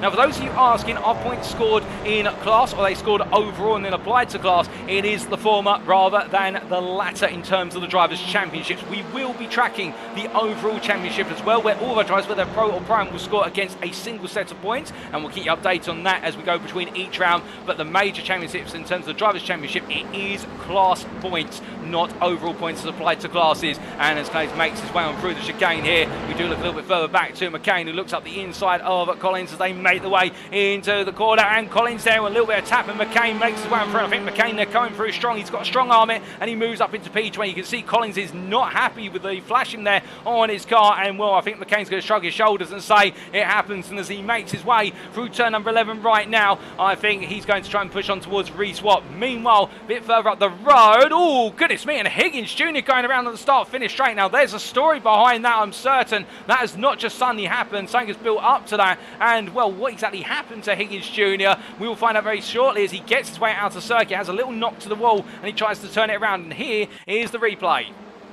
In fact, that is only midway through what happened there. We're not quite sure what exactly kicked it off for Higgins Jr. We will try and find out now. In fact, we do get a perspective on it. And as he came out the final corner on the grass, well, I think there was contact. Now, that looks to be contact with either what was, I think, contact with, what was it, Sam Smith or Kieran Sharp there, which sends him on around. I think it might have been with Kieran Sharp, the Sim Racing Collective driver, the HSR driver, definitely having a moment that he will not be too happy about. But as we return to live pictures here, we are now onto lap number 9 of 14. You can keep track of laps at the top of your screen, and as our drivers continue to press their way on around here, we have definitely seen quite a few elbows out between drivers so far. Indeed, some rivalries forming, there's no doubt about that. But I can tell you one driver we haven't really talked about too much, as he is being passed out on the inside by Gianni Pironi as they make their way out of turn at number 8 and down towards 9, and it is Philip Ruberg here, the Scandinavian driver, making his way down towards turn number 9, battling side by side with the pro, looking up the inside of Collins as well. Collins there not getting caught, but meanwhile Ruberg goes overly deep and Pironi just simply cuts back and gets the move done. But hold up a second, Pironi just going straight on into the wall. Well, I'm not exactly sure what's happened now. Well, I can see it now. The front right suspension on that Elantra has just gone. Now that was very sudden. Whether he hit the curbs at the S is a bit too hard, but that front right steering has just gone completely. Look at the tyre. You can see it there at the angle, whereby it's just not pointing straight at all. And with the tyre crabbing, that is going to be a jump to the pits, I think, for the Verano Motorsport driver. Meanwhile, we look from one driver who's had misfortune to one driver who right now is trying to find fortune, and that is Jason Morris versus Luke Jones in the battle for P16 overall, or what is P6 in the Brown class. They make the way down the hill into the crane of curves here, and as they come down, well, they're battling to be just outside of the top 5 in their class. And Morris finds himself on the outside there as Jones hogs the inside line of turn number 3, makes sure to get all the speed he can. And as they make the way through turn at number 4 and heading on up the hill very shortly, coming through Starkey's and up towards what is McLean's. We've got a bit of a battle building in the battle for P2 here, and Will Redford making his way onto P2 once again versus Adam Delmont, who's under pressure here from Chris Daines. Well, Daines has gained quite a bit over the last few laps. We haven't seen this on camera, but we're seeing the aftermath now as a result of his gains. He's on the inside of Delmont as they come out of Melbourne, and as they head up towards Goddard's corner here, we see a car parked there on the side. That is Nigel Stock. I think something's broken on the Veloster driver's car, but meanwhile Delmont defends the inside here versus Daines as we ride on board the gearbox here. Well, we were going to ride on board the gearbox. I think Chris Daines trying to take the camera away, and we won't be able to bring you that perspective straight away. In fact, now it has cleared as they make their way down the start finish straight here. You see Adam Delmont under pressure. Daines looks up the inside, and as he goes to the move, Delmont here is going to try and carry the speed. Daines on the curb, the car's unsettled, but he just about survives before making the contact. And as they make the way on down the hill, Delmont stays ahead for the time being, charging on down all the way through. And as they make the way in towards the old hairpin, Adam Delmont stays ahead for now. But I think there was a little bit more to this before it all kicked off between Delmont and Daines. I think Redford was in the mix as well versus Delmont, and we will take a look back at that very shortly. But let's just wait and see whether Daines mounts the offensive back again into McLean's, or whether he waits. I think he's going to have to wait here. But keep in mind, Jamie Dory is only 1 second back, and he is closing little by little versus this battle. The more they battle, of course, the more time they take out of their race, and the more likely that Jamie Dory is going to creep on in and have an opportunity to take a first race podium. But as they make the way through turn number 8 and down towards 9, you see Delmont here having to defend the inside. He's making Daines work for it already. Daines knows that he's going to have to either pick the outside or pick the inside very late in the day. He's going to pick the inside very late, but he's not going to get it as Delmont outbrakes his rival, both of them in equal machinery. The only difference is the driver and the brake bias potentially, and Delmont once again defending here as they come down towards Melbourne. Onto the anchors they go, and as they do, Delmont here has to park it on the apex. You can see the car sliding under braking, where he's just trying to get it stopped on such a tight line where the marbles are, so there's less grip on that inside line. But as they make the way out to Melbourne, Daines has got the inside here, moves up a position, and now Chris Daines is up into a podium position. But can he hold it in the run to 1 here as Mikey Doble goes fastest of everybody with a 36.974. He is absolutely flying out there, and nobody's able to take a candle to his fire. But meanwhile, as we can see here, Daines holds on to P3 for now as Delmont looks to try and come back, but he can't find it into red gate this time around. But as they roll the way on through the corners and then on down through the crane of curves here, we do take a look back at how it all started, and it was the battle between Delmont and Will Redford. Well, this is what set it off, and it was Redford having a slow run earlier in the lap, and then they almost went 3 wide into the S's. But look here how Redford defended Delmont hard into the S's, and what he's done, he set himself up for success in the fact that now Delmont has to focus his intentions entirely behind him with regards to holding off Chris Daines, and then we saw the rest of the story from this point on. So that explains how we had Redford immediately under the offensive versus Delmont, and then Delmont under the offensive from Daines. But as we return to live pictures now, we see that Chris Daines still ahead as they make the way for of the second half of lap number 12. 2 more laps to go after this one, and right now the British Motorsport EU driver definitely trying to push on as best he possibly can. Meanwhile, we look to Gavin Gardner a little bit further back here in P13, battling side by side with what is Isaac Doble there. In fact, that's with Lee Horn, and Isaac Doble's just behind, bar my intention and apologies. And as they make their way coming through at Coppice Corner here, you can see how Gavin Gardner continues to have to defend versus the two Pram drivers who right now are like a swarm of bees versus the British Motorsport UK Audi as they make the way down the back straight. Now can Lee Horn find his way on through and get back into P12 overall here? He's going to defend the inside. Gardner's going to go around the outside into the inside. And Gardner hooks up there. Very smooth stuff there from Gavin Gardner. But now it's going to be the charge down towards the Melbourne. And you can see there on the inside, Lee Horn having to defend versus Isaac Doble in return now as Doble turns into the right-hander and finds Lee Horn waiting for him for Next Gen Racing yellow. No change. Meanwhile, we look to Sam Smith here, who's up in P9 at the moment as they make the way through the left-hander here. The iRacing eSports driver under pressure from Kieran Sharp. He has got ahead of Kieran Sharp recently and moved his way back into P9, but he's still having to hold on here as they make the way onto the penultimate lap. Meanwhile, a lot further down, we've just heard that Trevor Anderson in P26 found his way into P26 past Mark Sykes as they battle on for what is P15 in the prime class. But indeed, they're battling for just outside the top 20 and still pressing on for key points in their classification as Sam Smith here continues to try and hold off what is a very fast and very powerful Hyundai Elantra being piloted by Kieran Sharp, no less, and as they make the way through Starkeys here. Right now, it does look as though Kieran Sharp is close, but he can't find a way on through as they make the way up the hill and towards McLean's. But going through the right-hander, you can see the brake discs absolutely glowing red hot on the former Kieran Sharp's car, and that goes to show you just how much energy has been put through those rear brakes, where the brake bias has been pushed as rearward as possible to give the car extra rotation under braking. But meanwhile, as we look here from Sam Smith a little bit further back to P19 overall, Jason Morris, well, he is holding off what is Ian Manners behind, as Manners in P20, they're running a little bit wider, and as they make the way on through, we do look to with the 52 racing driver who continues to press on as he makes his way through at turn number 8. But meanwhile, the white flag is out, and that means it's the final lap. And well, Mikey Doble, we haven't seen too much on camera, but we do look to Mikey Doble now. Here is your race leader for NDA Honda Racing, and he is enjoying a comfortable 5.8 seconds lead over Will Redford at this time. But to be fair, after getting the great launch, he has not been caught up in the battles, and he's been given the opportunity to put power to the floor and just run away with the proceedings. But meanwhile, what's happened off camera in the battle for the prime lead? Well, here is Michael Lees in the Excite Racing Hyundai Veloster, and he has found his way ahead of Martin Shirley, who you can see just behind there. That's happened off camera. We haven't quite caught what happened between the two of them, but I can tell you that a move has been made, and as they make the way on down, we do get a quick look back at what exactly happened.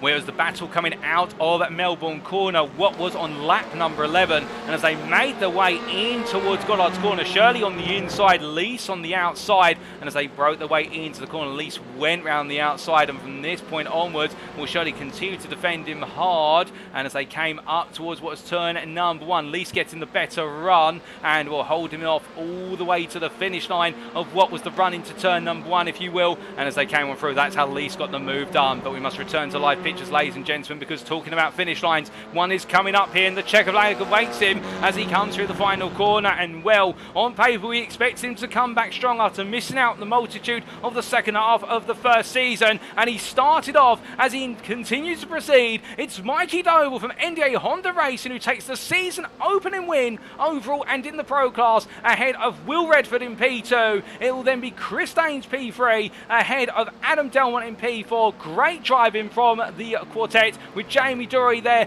making it P5.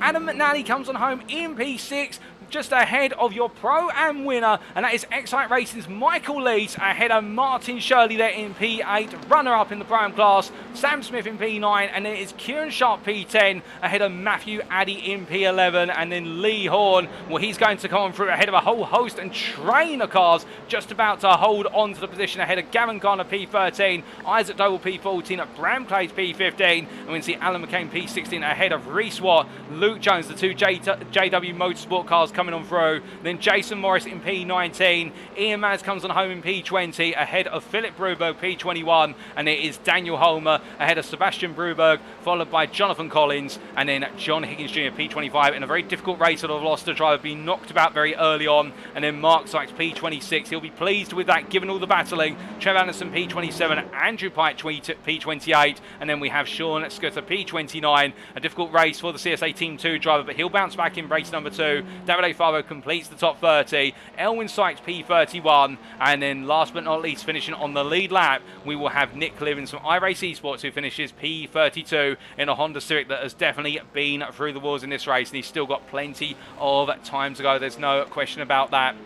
And as he makes his way around, we look to Michael Lees here, who taking the opening Pro-Am win of the season. Well, we talked about him being a very fast driver over the course of what was the pre-season testing, and indeed in the pre-season warm-up. And well, as I believe I'm going to be very shortly joined by Michael Lees, who are able to get the feed into his car. And well, as he does very shortly join us, ladies and gentlemen, give us a brief moment to just get the feed set up.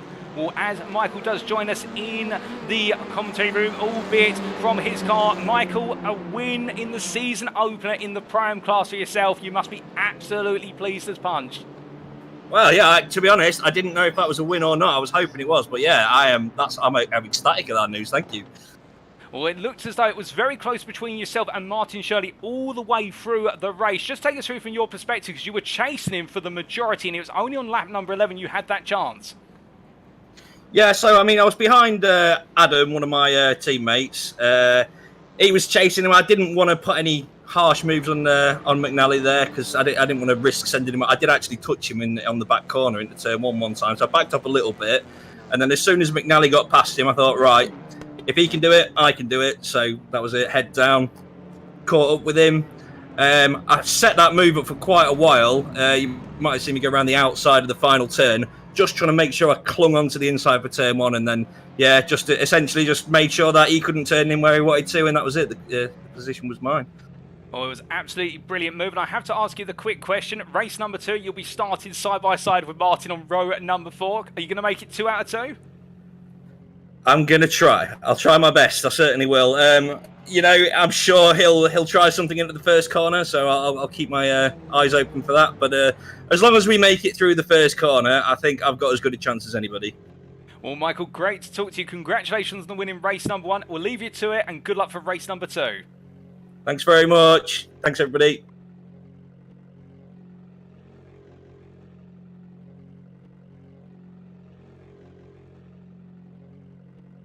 And as we do release Michael back to his teammates there with regards to the feed and whatnot, a brilliant drive from Lease all the way through. Indeed, from all the drives, a superb race from start to finish. But let's take you through those race results once again. Of course, these all being subject to stewards' inquiries.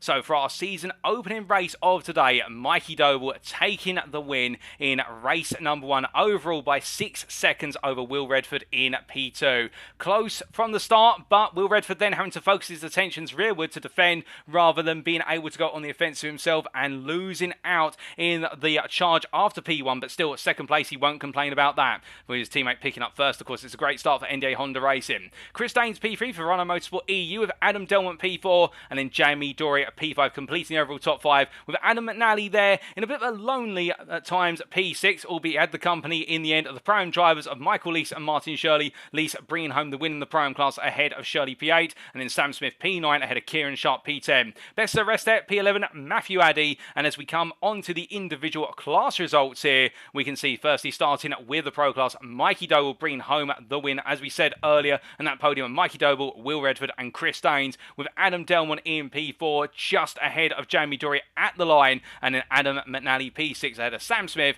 Kieran Sharp, Gavin Gardner and Bram Clays completing your Pro top 10. And John Higgins Jr. missing out in the top 10, but best of the rest in P11, ahead of Andrew Pike, Nick Clemens and Gianni Perrone. And keep your eye on the Verano Motorsport EU driver. He'll be starting from towards the back of the field, but by no means less will he be looking to go racing early on and gain places. I'm certain of that.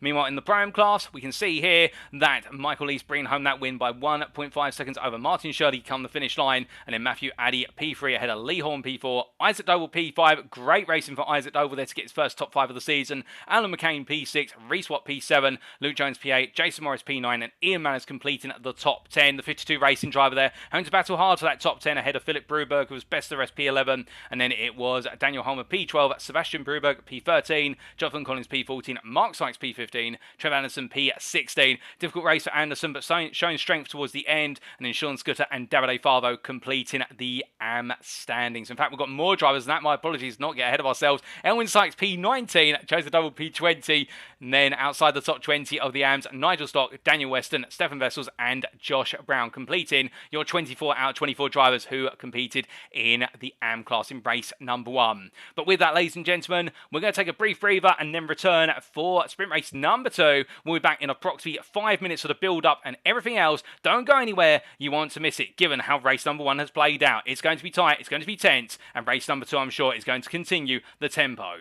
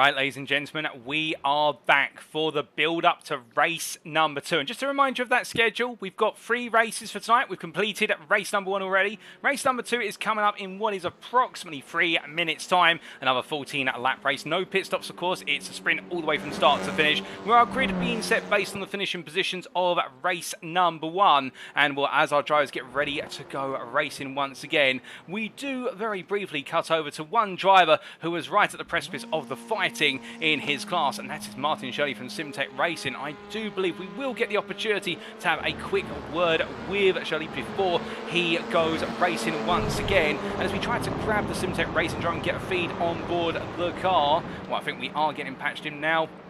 And as Martin Shirley briefly joins us in the commentary booth direct for his car, Martin, a fantastic race number 1, great rivalry for the win in the Pro-Am class between yourself and Michael Leese, but in the end it went the way of Leese at the finish line. Are you gutted about that one, or are you thinking, you know what, it's race number 1, I'm going to get him back in race number 2?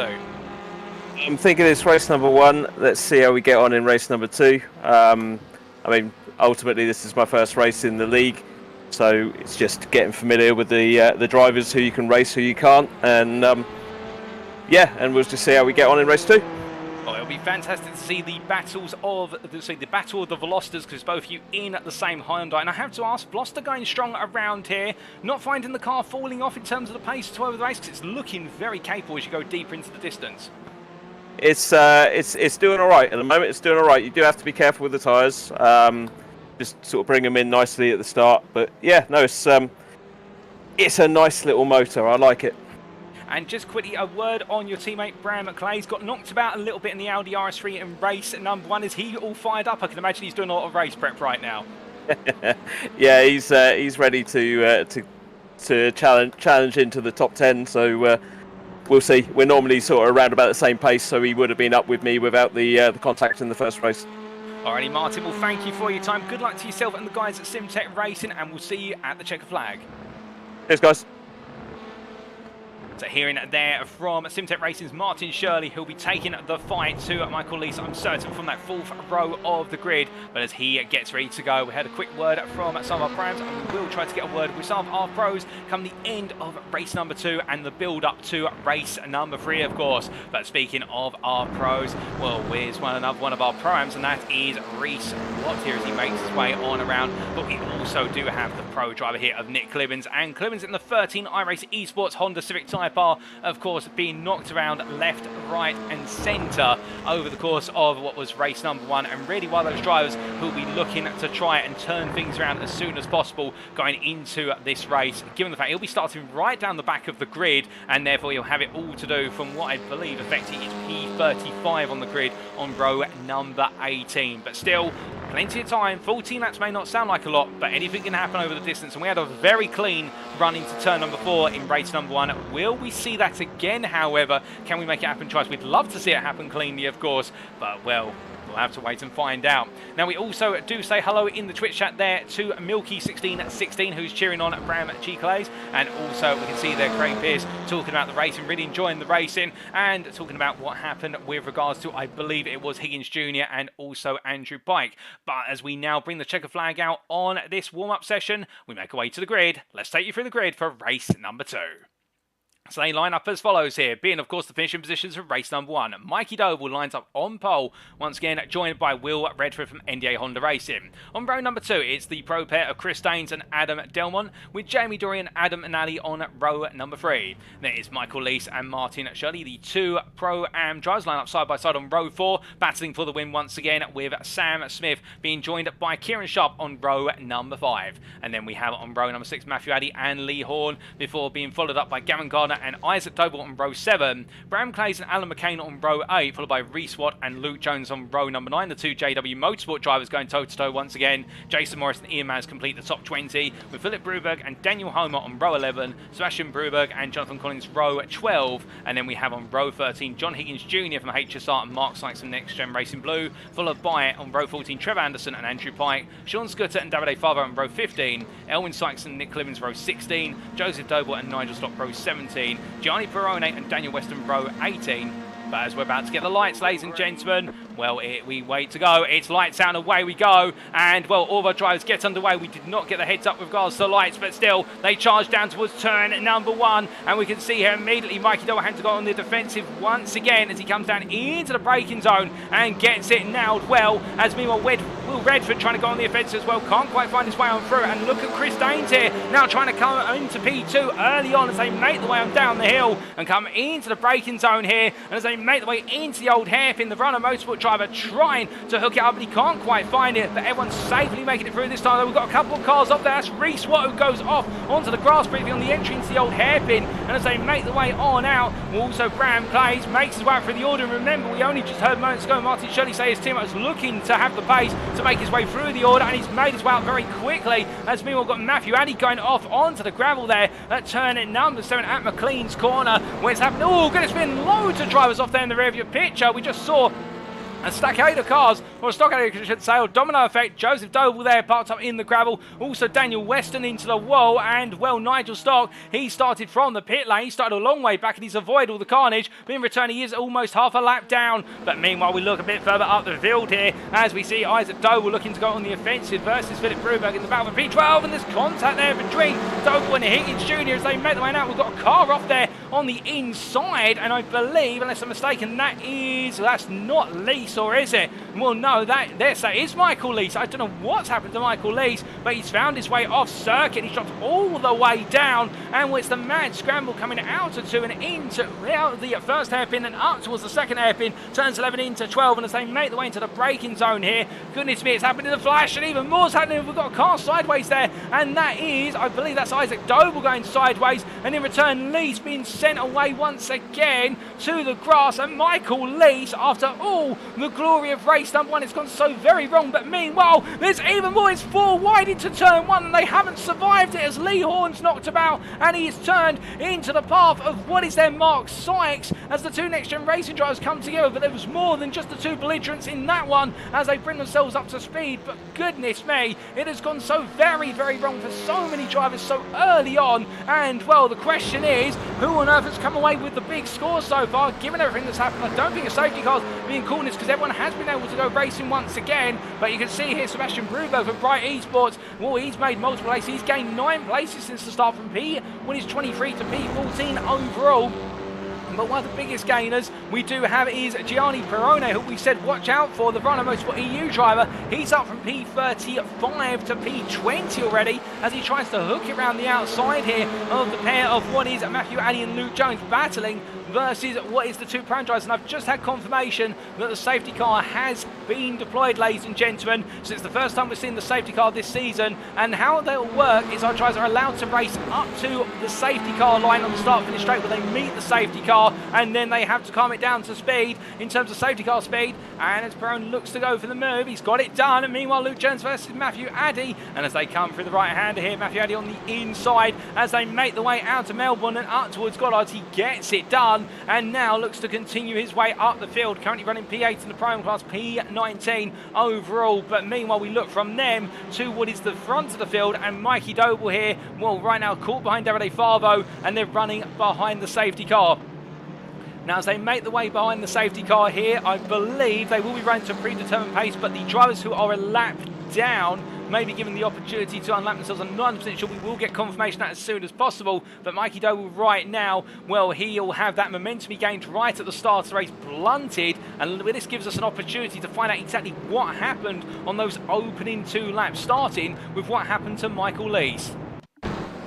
So this was in the run through the S's, and well, contact there with number 36 car sent Lee sideways, so he couldn't catch the car in time, and the number 36 car there, to put it in context, he did return in the end, and well, there was more to come for Lees in terms of being knocked out as he battled what was 3 wide, almost 4 wide into Melbourne, and then just being on the inside, finds himself in one of the most difficult places, and as he came out to the corner, the 36 car Lee Horn made the contact there coming out to the S's, but I think Lee's also a little bit out of angle coming through the S's to be fair to begin with, and as they made the way on through, well now Lee's had to go into the path, was multiple cars stopped, and there was contact from the iRacing esports car, and then further contact on the back of Lee's, I think from Isaac Doble in the 65 Honda, and then Lee's rejoining, but goodness me, Lee's being knocked about, and then it was this 4 wide moment, and well, Isaac Doble and Lee Horn on the inside there, and what was the iRacing esports car in contact with them. Meanwhile, Ian Maz was making his way out the pit lane, minding his own business. But as they make the way on down, we continue to look at the replay here, and well, in fact, we do try to take another look back at what exactly happened into turn number 1 only moments ago, but it was quite the scramble. And we take a look back here and looking from Lee Horn's perspective, we're riding on board. Of course, that's Isaac Doble on his right, and then meanwhile on his left, you can't see, we've got the iRacing esports machine. I think that's actually Nick Clibbins, and here with Clibbins coming gradually over, watch the contact here as he tries to scramble with a brief tap. That taps into the path of Isaac Doble, and Lee Horn is literally a passenger in his car as Mark Sykes just happened to be in the wrong place at the wrong time, and that explains the major incident that occurred into turn number 1. But we've just had it announced out here that the back marker cars, or the lapped cars if you will, that were at the front of the safety car line, they have been released, so everyone is behind the safety car at the moment as they make the way on around, and right now the safety car being driven by Gaz Williams, just bringing everybody on through as we're on lap number 4. But there was also some other incidents earlier on in the race which we'll try to dissect when we do get the data.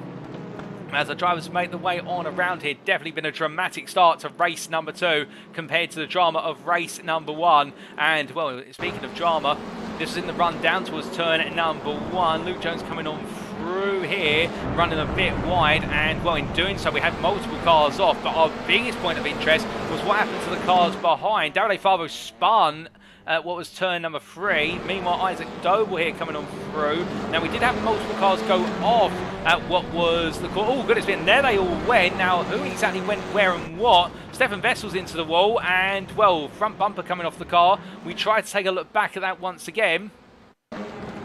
And, well, let's ride on board with Stefan Vessels over the course of what was this run through turn 4 upwards. So coming down through the old hairpin, battling side by side with, I believe, one of the fellow CS18 cars. Contact between them as they saw the JW Motorsport car returning. And then there's an iRacing Esports, and this is where it all kicked off. And, well, Vessels committing, and Daniel Weston coming across. And, well, that was where the contact occurred. And the Zilla Racing car just went into the side of Vessels, trying to take evasive action. Vessels had nowhere to go. He committed, and that's what sent him to the wall. But as we return to the live pictures here, that was the big instant that we saw at what was McLean's on lap number 1. And will now, as Mikey Doble continues to make his way behind the safety car, I believe the safety car is going to stay out for at least one more lap after this, as we are still waiting for the field to catch up. But definitely a dramatic start to the racing here in race number 2 as we make our way to about a third of the distance. And, well, we can see there Craig Pearce, the Twitch chat, saying, I wonder if the BTCC are looking for a new support series. Mr. Gal, in terms of Alan Gal,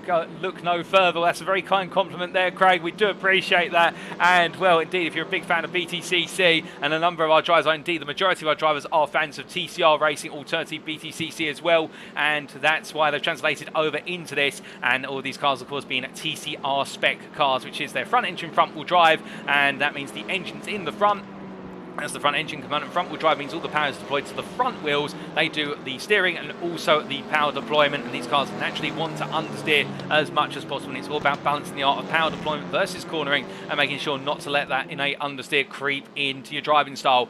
But as we do see here, Mikey Doble making his way on down the hill, still behind the safety car. We look a little bit further back here. John Higgins Jr., one of the biggest gainers in this race, jumping up from P25 to P10 since the start, and he's picked up places in terms of overtakes, but also avoiding the carnage of what was the opening laps and making it work as the HSR driver. And as he comes on through here, well, father not able to be in attendance tonight, John Higgins Sr., but still representing the HSR and flying the flag high, and definitely right now making amends for what was a difficult race number 1 with a great start in his race number 2. But as he comes on through here, we are still waiting for what is a couple of cars to catch up with the main race pack or get within a certain distance, and it will be at the race director's discretion win those cars. So it's our P30, P31 and P32 drivers, where's Jason Morris, Daniel Weston and Davide Favo, who are currently in the process of catching up. I believe also we may have Bram Clays, who's also trying to catch up, but he is a further lap down on the field, which means that he may be restarting this race a lap down compared to most drivers, unfortunately,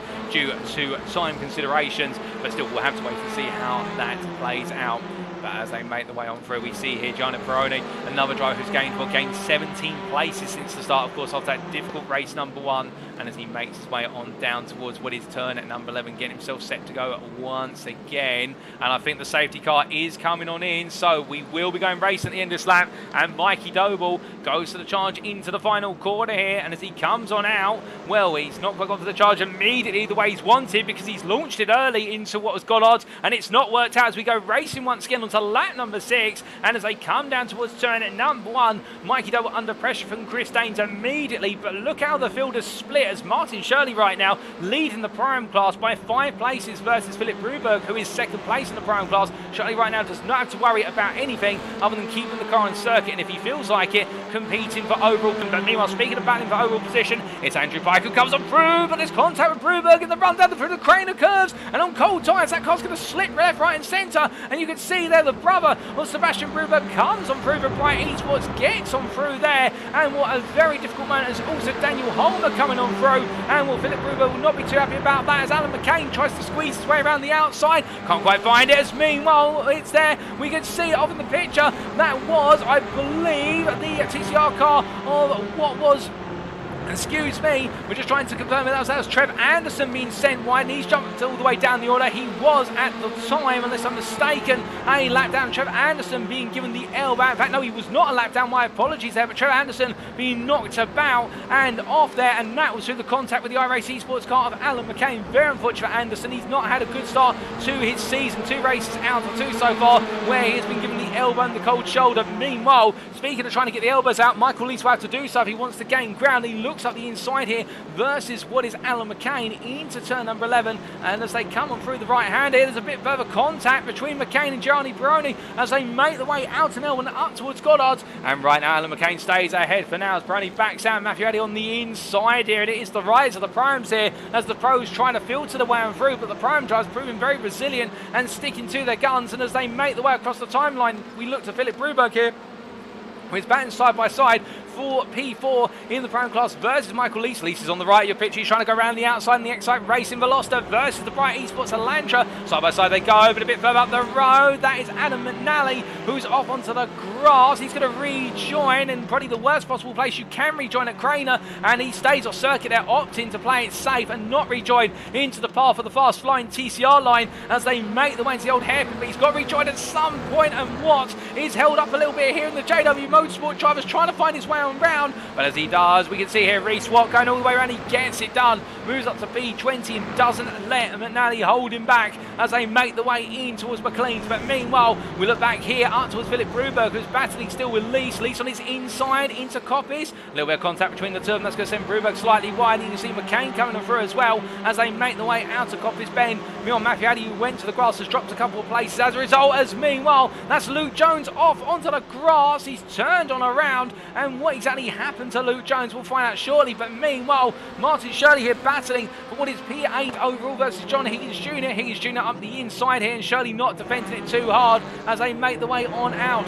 Meanwhile, all the way up at the front of the field, not to forget we do have race leaders, of course. We can see that Mikey Doble currently leading this race, but not by much, as Chris Daines and Will Redford continue to keep the pressure on. We ride on board the gearbox here, Mikey Doble, who takes us onto lap number 8. You can see the ND Honda Racing driver, after what was a relatively calm race number 1, we was given the opportunity just to run off into the distance with the safety car. This has bunched them all up, and it's really thrown to the wind all the gap he gained, given the fact they had to restart, and his restart was early. He started in the run to Gollard's corner, but Chris Daines seemed to anticipate it well and was able to stay with Doble all the way as they made the way towards Redgate. And right now, Daines there staying strong ahead of Will Redford, who's only 6 tenths behind the pair as they make the way through 6 and up towards 7 very shortly, and just come out of Starkeys and into McLean's they go.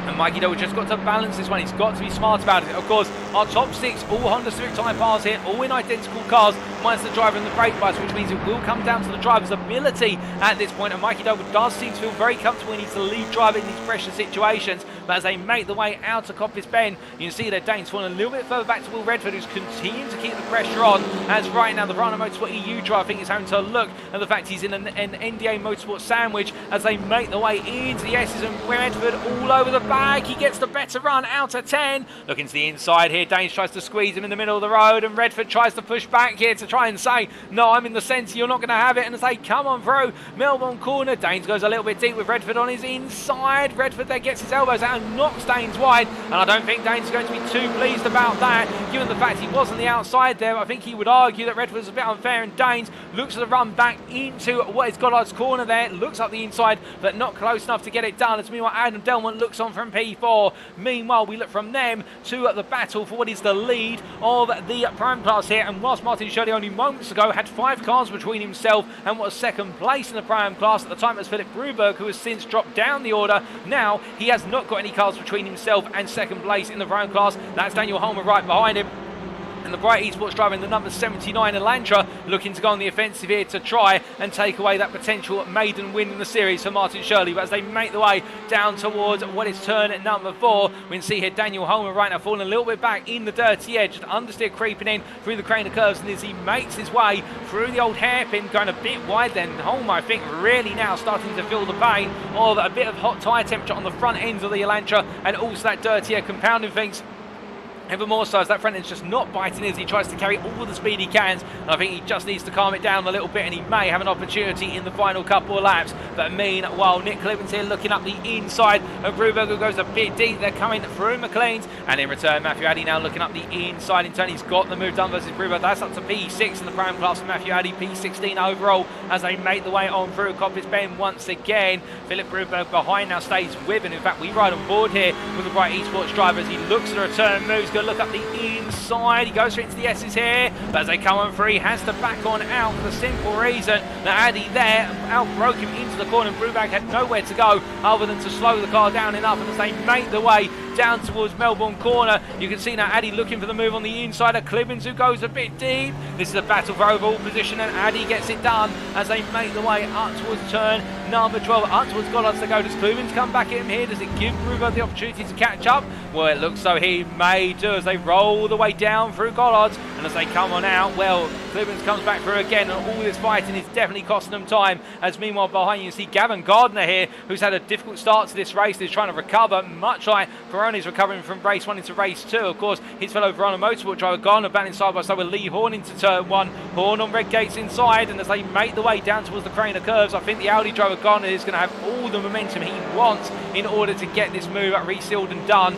Meanwhile, Clibbins here batting side by side with Addy in the run towards the old hairpin, just a bit further up the road, and he gets back ahead, but he has to give the space to Addy, who goes deep, and Addy there, a bit of contact from Philip Bruberg behind, and as they make the way through Starkeys and up towards McLean's, you can see here running nose to tail, and right now, well, Addy under huge pressure, he goes a little bit deep, and this is going to give Bruberg an opportunity to look up the inside. He can't quite find it, and has to sit behind for the time being as they come into turn at number 8, as they come through Coppice. No change once again, but meanwhile ahead of them, Michael Lees is starting to gain some ground, Sebastian Bruberg, so both members of the Bruberg family under pressure to perform right now, and well, Michael Lees, who will cut to very shortly, trying to put some pressure on Bruberg in the battle for P3 in the Prime Class. And in fact, as we cut over to them, here they are, and in fact this is the battle for the final spot on what is the Prime podium, and behind is Alan McCain, who's also trying to get into the fight for iRacing Esports as they come through the right hander. But meanwhile, Bruberg there does actually get on past what is Matthew Addy, and in Addy getting it wrong, coming through the chicane and having to back off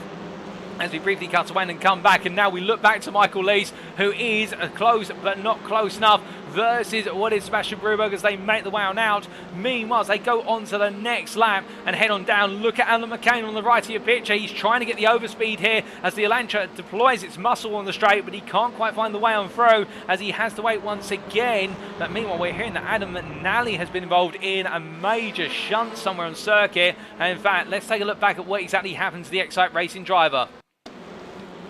Well, this was only moments ago, and at the time battling with what was Ian Manners into the final corner, going round the outside, cuts on back and gets, oh goodness me, and takes Ian Manners to the grass with him. So a bit of contact there, trying to turn on in and clip in the rear right quarter panel, and that sent Manners off, and McNally there sliding down to let Manners rejoin and regain the place. But as we return to live pitch, as we look from them to Reece Watt here, who is still battling with Gavin Garner in the battle for P18. McNally and Ian Manners, for context, are now in P22 after their escapade. But meanwhile, Watt versus Gardner as they come on through Coppice, and well, these are live pictures right now on lap number 11. The JW Motorsport driver battling for overall position as they come on down towards turn number 9, heading down towards the S's, and as they head into the braking zone, Gavin Gardner here having to defend versus Lee Horn. We'll say what you will in terms of the fact he's not far up the order, Gavin Gardner, but I think he's enjoying the battling versus the Pro drivers here, and right now the Pro driver definitely being made to work for every overall position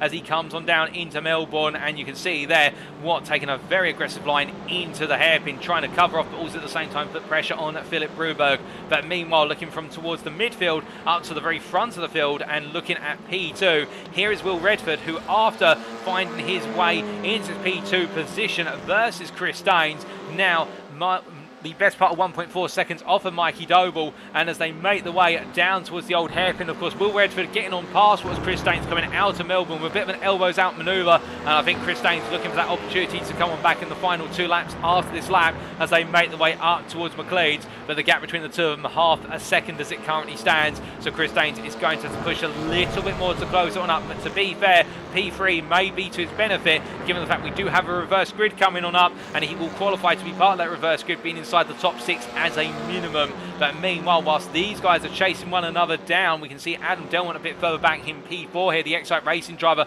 not on the pace of the top 3 right now, but still enjoying comfortable pace over Jamie Drury behind in P5. And well, Adam Delmont definitely for Excite Racing putting it to the task as he drifts his way through the S's. Got to be careful there not to cut the S's too much and pick up a track limit infringement. Indeed, our independent race director looking very strongly at those track limits, including at the S's. But meanwhile, I can see one other thing that's going strongly right now, and that's Reece Watt here battling with Philip Broberg in the run down the back straight as Broberg defends there into the S's versus the JW Motorsport driver, the Bright Esports driver, in a never-ending battle with the two of them. And as they make the way down towards Melbourne here, Gavin Garner continues to watch his on, as meanwhile Lee Horn sits behind here as we go on to lap 13. The race leader just crossing the line as I look out of my commentary box window, and Reece Watt here under pressure from Gavin Gardner once again. But as they come on out of the corners, well, right now, can Gardner find his way through? No, Reece Watt covers him off here, and Watt going on the offensive versus Broberg into the final corner, and Philip Broberg is passed there by Reece Watt as they make the way onto the power. And as they come on down, you can see that Watt doing everything he can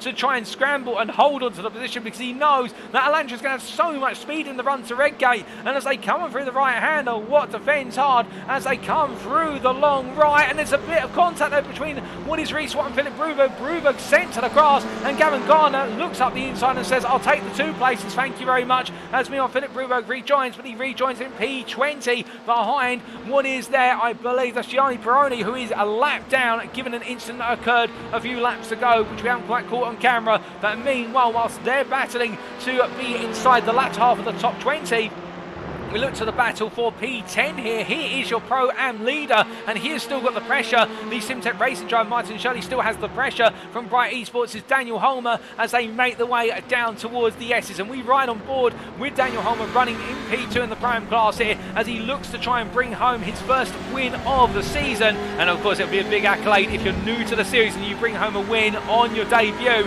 And as he makes his way in the pursuit of Martin Shirley, both of them, of course, yet to pick up a win. The first win of the season, the Pro-Am class, went to Michael Lease, of course. And as they make the way out of Melbourne and head up towards Gollard's Corner here, you can see the difference between the Veloster and the Elantra. The Veloster is faster initially on the uptake in the lower gear range, so from second through to fourth, but conversely, once the Elantra gets into third through to fourth, it starts to gain. And we'll see that again here in the run down towards Redgate, where initially the Veloster pulls away of Shirley, and now Holmer starts to close up, plus the toe as well added on in. But it's a short run up towards Redgate. They don't have a long straight to play with, and as they come powering through here. Shirley parks on the apex and defends it as hard as he can. And as they make their way down towards the crane occurs, I don't think Holman's going to have an answer to this for now, but you can imagine he'll be thinking about it in the run to the old hairpin. He'll think about trying to sneak it up the inside if he can, but will he be able to on this final lap? I don't think so. As you see, both drivers right now are really trying to find the grip, trying to find the bite of the brakes in order to get back on the throttle as soon as possible. And as they come roaring up towards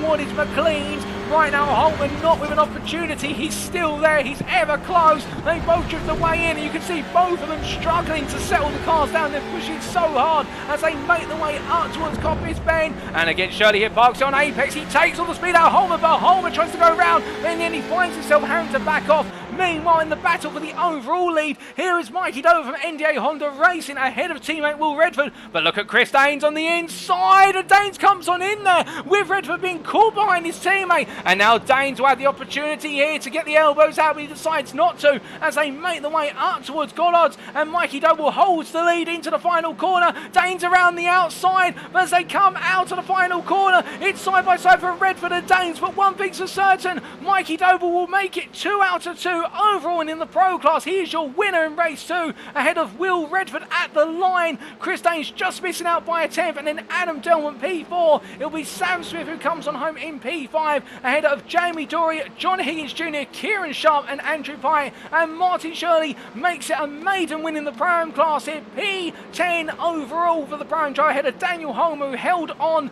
to the back of him all the way to the line. Michael Lees recovers to the podium, 3rd place in the Pro-Am class, and it'll be Alan McCain P4 in the class. P13 overall ahead of Nick Clibbins, followed by Matthew Addy, and then Gavin Garner comes across the line. P16 ahead of Mark Sykes, followed by Lee Horn, and it is Philip Bruberg who is P19. With Reese Watt P20, and then it will be Ian Manners who comes home P21, just missing out on the top 20 finish here, ahead of Adam McNally P22. Jason Morris comes home P23 as we see him parking up there and heading back to the pits. Lou Jones P24 ahead of Jonathan Collins P25. Difficult race for the pair of them. Nigel Stott P26, another great run for Nigel Stott given that he started from the back. Elwyn Sykes P27, Daniel Weston P28, and then Davide Favo will be your final finisher on the lead lap, P29 for CSA Team 3. But what a brilliant race from start to finish, and well, it was close all the way through. And well, as they make the way on around right now, Mikey Doble, I think, will be relieved that whilst the pressure was on, it only really came towards the very end, and at the same time it did not put him up so much pressure as to lose the back-to-back wins. It was close, but not close enough in the end. And I think as we're just very briefly going to get a feed from Mikey Doble, in fact we're not quite going to get a feed due to the fact we will need to do the reverse grid draw very shortly, ladies and gentlemen. We can definitely tell the NDA Honda Racing driver having a superb drive from start to finish as they make their way into the pit lane. And well, as they do here, all snaking the way on in, you can see all the drivers coming on through. Brilliant battle from the front of the field in the Pro class, and the same at the tip of the spear in the Pro-Am class. Then you can see Homer coming into the pits ahead, I think trying to say the message to what is Martin Shirley: if only I had one more lap I would have beaten you. But then again, you have to do it within the number of laps allotted, and that is the way it has gone, as we see Michael Lees coming in behind them. But a fantastic race as our drivers coming in, and let's take you through those race results. We start off, of course, with the overall race results here to bring you the top 10 and best of the rest. Mikey Dove, of course, coming home with the win, making it 2 out of 2 overall here today at Donington Park, ahead of Will Redford, who held off Chris Daines to the line. Only a 10th between the two of them, and I think we can expect plenty more between the pair in race number 3. Adam Delman P4 ahead of Sam Smith P5, Jamie Dory P6, John Higgins Jr. P7. A great recovery from John Higgins Jr. That must be said. 18 places gained over the race. Kieran Sharp P8, and then 19 places gained for Andrew Pike. The Sim Racing collective pair of Sharp and Pike definitely fighting the way on through. And then Martin Shirley completing the overall top 10, and he is your Pro-Am winner. Daniel Holmer best of the rest there overall, and also in the Pro-Am class P11. But as we come on to the individual class classifications, we look to the Pro class firstly, and we can see that Mikey Doble bringing home the win ahead of Will Redford and Chris Daines, and then Adam Delmont and Sam Smith completing that top 5, with Dory, Higgins Jr., Sharp,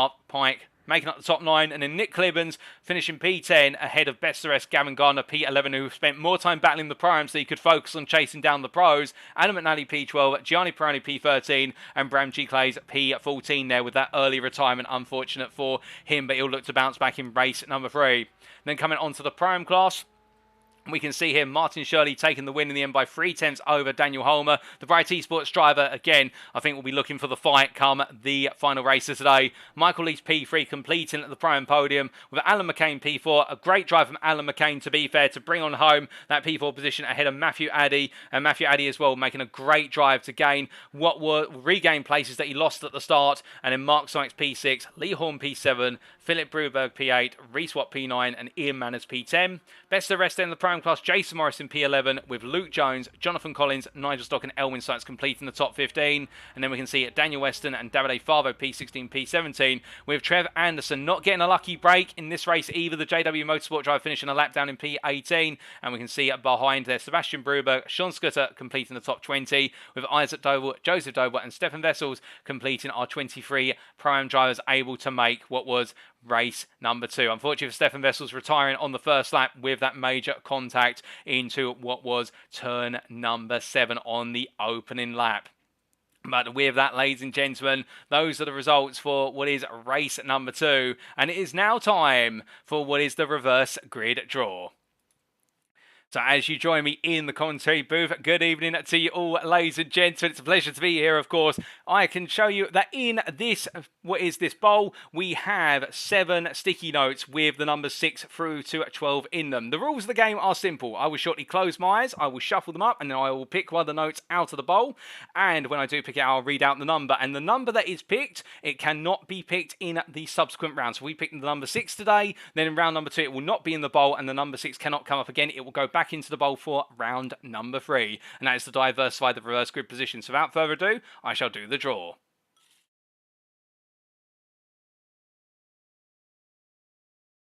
And we do the draw. And your reverse grid poll for the season opener at Donington Park, it is the number 9. The number 9, which has reappeared, much like the pre-season warm-up. It is what is going to be Andrew Pike, who takes pole position for race number 3. Well, the pro driver there, we're going to see the full top 9 reversed, and that's going to be all pros reversed at the very start, which is going to make it very interesting. But what that also means is that we will see Martin Shirley and Daniel Holmer in the battle for the prime win, with Michael Leach just behind them, all starting together on the grid. So we are going to have 2 class battles from the off. It's going to be superb. It's going to be a thriller, and you won't want to miss it, ladies and gentlemen. We'll be back in approximately 5 to 6 minutes for the build-up to race number 3. See you shortly.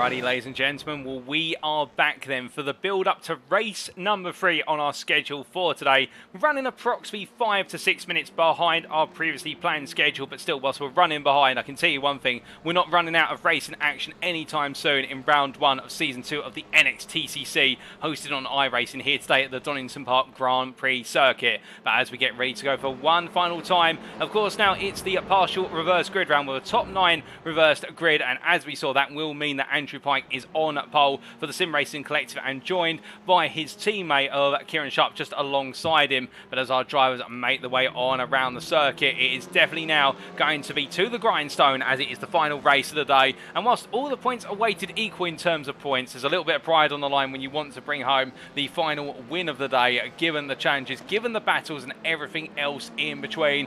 But as we see Joseph Doble making his way around for NDA Honda Racing here, indeed a number of our drivers are still getting themselves clocked in, and we do have 4 minutes before we make our way to the grid. We are just trying to see if we can get a patch through to Mikey Doble in the car at the moment. I don't think at the moment we're quite able to get through to him to hear his thoughts on what was another run to victory in race number 2, but not without pressure from behind. But whilst we're not able to hear from him currently, we will be able to hear from one of our other drivers who is currently making their way on around the circuit. We are just trying to see what patches are available to us. I can see what is available to us, and that is the chats of whether it's the Twitch stream, the Facebook stream, or the YouTube stream. We can see there Cosmos in the YouTube chat enjoying, cheering on Martin Shirley, and also enjoying the broadcast. We really appreciate your feedback there, Cosmos. We also say hello there to Andrew Pike and also Average Sharpie, who I do believe is Kieran Sharp, the 2 Sim Racing Collective drivers in the YouTube chat who were tuning in for the purposes of the partial reverse grid. And here is Andrew Pike making his way on around,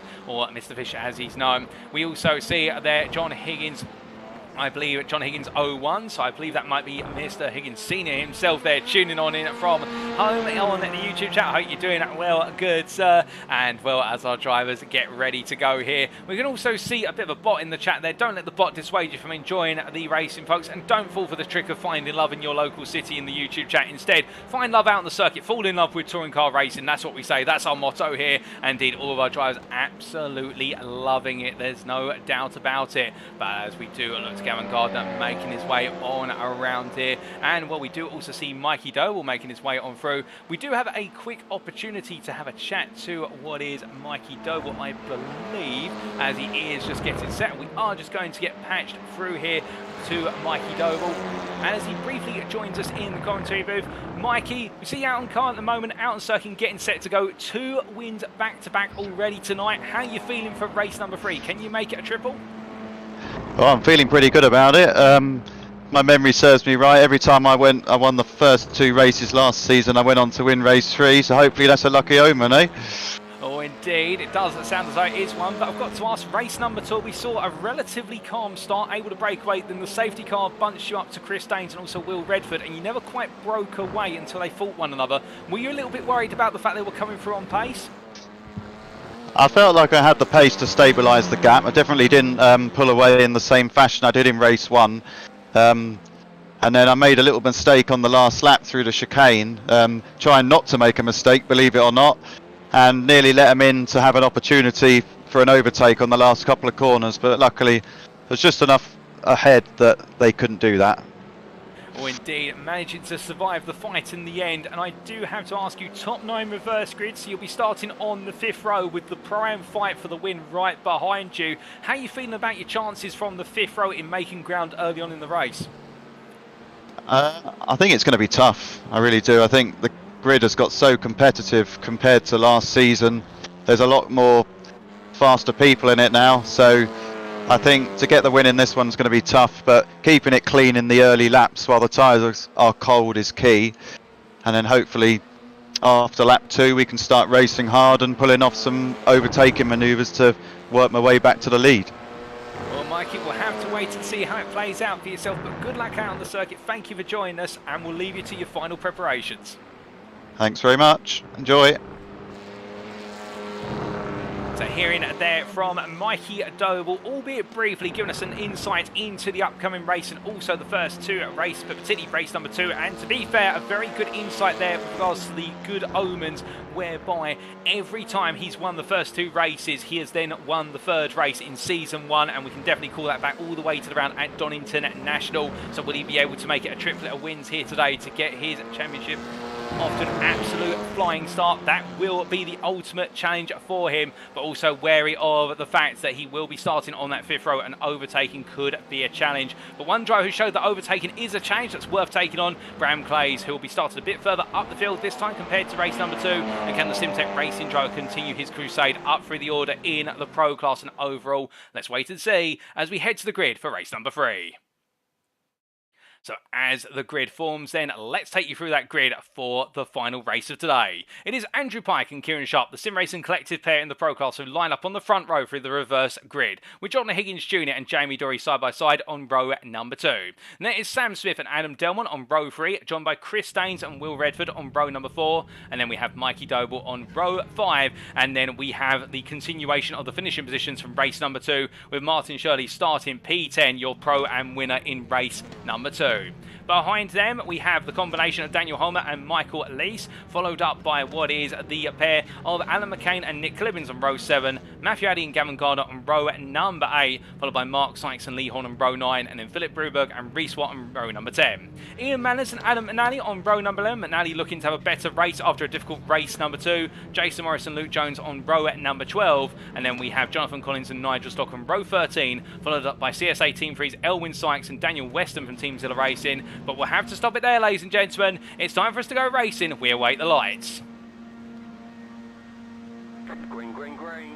And it's lights out and away we go for race number 3 as our drivers get off the line and head down towards turn number 1. And Andrew Pike getting a good start as they make the way into the right-hander. Of course, Pike and Sharp will not look to battle one another too hard here, but they've got to make sure to carry the momentum through. But meanwhile, behind, Smith immediately trying to go on the offensive around the outside for iRacing Esports versus Adam Delmont and the X-Side Racing Honda. And as the 2 Hondas go side by side, look at Chris Daines here trying to sneak his nose into the fight as they come down through the crane of curves. And as they make the way down, we look to the blimp camera. We've got one driver going a little bit wide there, and I think that may have been what was there. Danes getting a bit wrong as they come on through. Meanwhile, further back, everybody surviving the run through the opening sequence of corners. And as we come back down to the closer cameras, we can see Jason Morris here battling for P21 versus McNally as they come on through. Meanwhile, I think Kieran Sharp's had a major off and back. We've got a lot of smoke up, and I'm hearing it is Kieran Sharp who's been involved in a crunch at what is McLean's corner as everyone comes on through and up the hill towards Coppice Bend. But as they do, we look back up from a P20 here to P3, and here is Will Redford right now, who finds himself under pressure as well. The 2 Sim Racing Collective drivers have fallen by the wayside out of the top 10 immediately. So have they come together? That's the big question. We'll have to take a look back and find out exactly what happened very shortly. But as they come charging on through and down and around it, Chris Daines back on the offensive versus John Higgins Jr. Only moments ago falling off the circuit through turn 3, back on the circuit now, and on the charge he moves up to P3 in where's the Pro class here as he comes on through, and Mikey Doble there going a bit slow and deep coming through Melbourne, and lose down the hunt versus Redford and Higgins Jr. as they make the way up towards what is Gollard's corner to complete lap number 1. But as they come on down and around, first lap complete, and now they make the way onto number 2, and you can see here it's going to be a three-way fight. The 2 teammates from NDA Honda Racer, Doble and Redford, coming on through past Higgins Jr., who by looks of things having a really bad run out of Gollard's corner, not carrying momentum, but it's now Doble versus Redford as they come through the right-hander, and Doble around the outside, and he just about gets it done, then carries the momentum through. Meanwhile, Sam Smith getting ahead there off camera versus what is Adam Delmont and taking the lead of the Pro class and overall as they make the way down and around through the old hairpin. As they come charging on through, still plenty more battles happening as we've got John Higgins Jr. here battling side by side with what is there Daniel Homer, who loses out versus Alan McCain, and Alan McCain making a great start to gain 3 places overall and also gain in the prime classification as they make the way on up the hill. And as they come roaring on through the right hand of what is their turn number 7 for McLean's. Right now, Alan McCain definitely going for the podium finish here today as they come into the braking zone for Coppitz, and as they do, you can see here Daniel Holmer trying to come back on through, but we will very shortly give you an update of what exactly happened to both Kieran Sharp and Andrew Pike at McLean's corner, because it sounds as though, from what I'm gathering, they may have taken one other off, although say it's not so, of course. It's one thing to take another driver off in racing. When it's your teammate, however, that's the worst thing you can do, and particularly when two teammates come together, well, it absolutely horrifies. Oh, goodness me, as we see there, Mark Sykes being spat out of the S's and the car going sideways, and Mark Sykes not having a happy run through, and that's gone very, very wrong for what is the Next Gen Racing drivers. Meanwhile, we focus on the Next Gen Racing driver Lee Horn from the yellow outfit as he makes his way out of Melbourne and up towards what is here Goddard's, but as he comes on through right now, Lee Horn making one place at the start, but in return having to really try and find his way past Jason Morris, who's proven to be a very tough nut to crack, as meanwhile Nick Clibbons is dropping down the order. He just parked there on the start of the straight, so it's gone very wrong for Nick Clibbons as everybody cuts the way around. I think Nick Clibbons' car, that front right tyre, is not in a good place. I think that might actually be a punch on the front right tyre, and Clibbons trying to reverse into the pit lane, so that's why he was waiting rather than jumping to the pits not to lose a whole lap. But meanwhile, we look back up to the leaders here, and Chris Danes chasing down Sam Smith as he's picked his way past Adam Delmont. But we take a look back at what happened to Kieran Sharp and Andrew Pike on the opening lap. Well, this was in the run up towards what was McLean's corner, and oh, goodness me, now that is a very hard one to pick through. But what exactly happened, I hear you ask? We take another look from the gearbox here of Kieran Sharp as they came on through.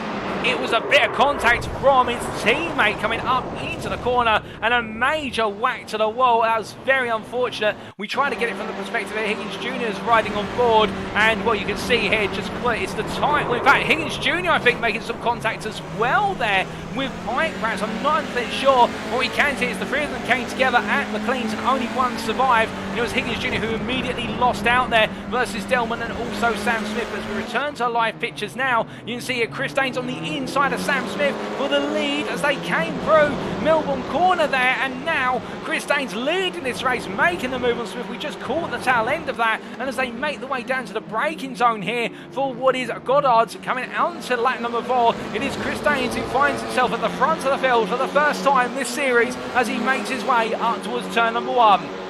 As they charge their way down towards Redgate corner, Andrew Pike continues to try and rise his way through the order as rapidly as possible. Now in P22, but it's only been a difficult race for those two pro drivers in the Sim Racing Collective, and meanwhile Adam Delmont here right now trying to take the fight back to Sam Smith, who found his way through moments ago. But as they make the way down through the crane of curves this time, you can see the trio of Hondas being followed up by Mikey Doble. And despite Doble having a difficult early run, dropping down a P6 through Melbourne on the opening lap, he has been able to recover through all of this as they charge their way up towards what is turn number 7. But as they come up towards what is McLean's once again, you can see now how this top 5 are really staggering together. And then we do have a 2-second gap to P6 driver and your prime leader right now of Martin Shirley, who holds an advantage of 8 tenths over Michael Lees, with Alan McCain only a further 4 tenths back. So the battle for the prime lead is not going away anytime soon. It's a little bit more spaced out, but we must look back to the battle here for the Pro Leagues. You can see our top 5 very close together as they come down the back straight, and in particular Smith under pressure from Delmont, who in turn has Doble looking up the inside, and Doble goes for the move into the S's, gets it done, and Will Redford now cuts his way on through and tries to get the cut back to the inside for Melbourne. He does so, and as they come onto the brakes here, Will Redford, who he's going to hold the inside, but Delmont tries to go all the way round. This is the battle of the Hondas as they make the way out of Melbourne. Redford gets it done. He covers off Delmont there in perfect fashion, and now as they make the way up towards Goddard, will Delmont come back? I don't think so at this time. I think Delmont has lost the position for now, and he'll have to wait his turn a little bit later on in the race if it comes. Meanwhile, we can see a little bit further back in the order, Sean Scooter here. Oh, goodness me, that's contact with Elwyn Sykes, and further contact, Mark Sykes coming on in, and well, that's 3 cars all coming together, but I think they're all going to go moving. As you can see, Mark Sykes caught there on the side panel of what is Elwyn Sykes, trying to get out the way of all the cars coming on through. That hasn't helped the pair of them in terms of their racing aspirations. And meanwhile, one driver who's going to gain from this, Gianni Perrone, who makes his way a little bit further up the orders. We've got a car up there in the rear picture. That's Davide Favo going for a spin. The CSA teams right now having a difficult day, and well, that is a collapsed rear right suspension for Davide Favre as he tries to get the car back up to speed, but it's gone so very wrong as he creeps his way into the pit lane before making it onto lap number 5. But meanwhile, from drivers who've had it go wrong to drivers right now who are battling to make it right, it's Redford versus Delmont in the battle for P4 as they make the way through Coppice Bend, and as they come on through the right-hander here now onto the back straight once more. It's entirely side by side as they come on down in towards the S as they go. And well, it's going to be Redford on the inside here, defending versus Delmont all the way into the braking zone. But which one of them will come out on top? That's the challenge as Chris Daines loses the rear of the car. And Sam Smith comes on through and takes the lead of the race back. Mikey Doble also sneaks on through. And now Chris Daines have a little bit of a moment. I don't think there was contact there. I think it was the way the car bounced out of the curbing of the S's. But Daines losing out. And now Mikey Doble covering off Daines. But Sam Smith under pressure as they make the way up towards Gollards once again. And the problem for Smith now is, can he make a breakaway? Can he get Mikey Doble to fight Daines, or will he find himself under that tantamount pressure as they make the way onto the next lap? We'll reride them with the gearbox here of the iRace Esports driver as they head up towards turn number 1. And as they head into the braking zone, Alan McCain into the pit lane, and as they roll the way on through the right hand, that's going to drop McCain down the order somewhat as our drivers come charging out of Redgate and head down towards the old hairpin. But you can definitely see Smith right now trying to break away. He's trying to make an early break whilst he's got an opportunity. Well, will it work out? That will be the question, of course, as they head on through the old hairpin. I don't think so right now, and I think Smith going to be under the pressure as they come charging up towards McLean. But the good news for him is Doble's nowhere near close enough to try and force a move here should Smith get this corner completely right. Well, he does go a little bit deep initially, but he just about brings it on through as they make the way out of McLean's and heading up towards Willis Coppice Bend. And I do believe that Alan McCain has had to come into the pit due to damage on the car, so as a result he will be taking repairs and we won't be seeing him battling for the win of the Prime Plus at this time. But meanwhile, we continue to focus on the battle for the lead of the Pro Class, and overall we can see Smith defending as hard as he possibly can here where he needs to, and just keeping Doble at bay for the time being. But it could change at any moment's notice, to be fair. We've seen this lead change hands already 5 times so far in this race, and we're not even halfway. Meanwhile, Will Redford here trying to cover off what is Adam Delmont. Meanwhile, where is Jamie Dory? I hear you ask. Well, here is Jamie Dory down in what is P12 overall, P8 in class. And as they come down into the braking zone, you can see there, that's Collins on a blue flag. He is a lap down, going deep there to try and stay clear of the blue flag runners, as meanwhile Ian Manor sweeps his way past Jason Morris, who went very slow through what was the Melbourne hairpin for the simple reason getting a bit wrong there. And meanwhile we can see Sebastian Bruberg going up the inside to gain another place overall and in the Prime Classes. Meanwhile off camera, and well, we take our eyes away for a moment and the lead changes once again. It's Mikey Doble who takes the lead of the Pro Class and overall, and Will Redford battling with Chris Daines in the run down through the crane of curves here, and you can see Redford taking a little bit of grass. The Honda a bit unsettled, but he's still holding the inside as they make the way into turn number 4. And well, now coming out to the corner, they go through Starkeys, and Daines is going to have the outside here. He's halfway alongside, he's going to have the right to the move, and as they make the way into turn 6 and 7, it's Daines who's got to be bold and brave on the brakes. Can he get it done? My gut feeling says he can. He comes on through, but Redford now looking for the run back up the hill in towards Coppice corner, but he can't quite find it as they come on through the right hander. And Redford right now, right behind this battle for P3, is definitely upping in the ante as they make the way down the back straight once again. But Mikey Doble ahead of Sam Smith, and Crudgy now starting to break away as they make the way in the run on down towards what is their turns 9 and 10 through the S as they go. And as they do, Redford's going to try and come back once again onto the brakes very shortly as they reach the halfway point of this race. And you see Redford takes a look on the inside, he can't quite find it, but gets Daines to go off of the natural racing line here, and Redford's going to try and get the power out of the hairpin. He can't quite find it, however, instead he faces a faceful of the rear end of Daines' Honda, and as they make the way up towards Gollard's corner here, Daines covering off for now as we see Delmont still close behind, and we take a brief look back at how the move was made for the lead of the race. So this was only moments ago at the start of lap number 7. It was Doble versus Smith into turn 1. Smith not defending hard. Daines trying to come through like a hot fire, and as they made the way on through, you could see there that Daines coming in a bit too hot and had to back it off, as meanwhile drifting in the rear view picture.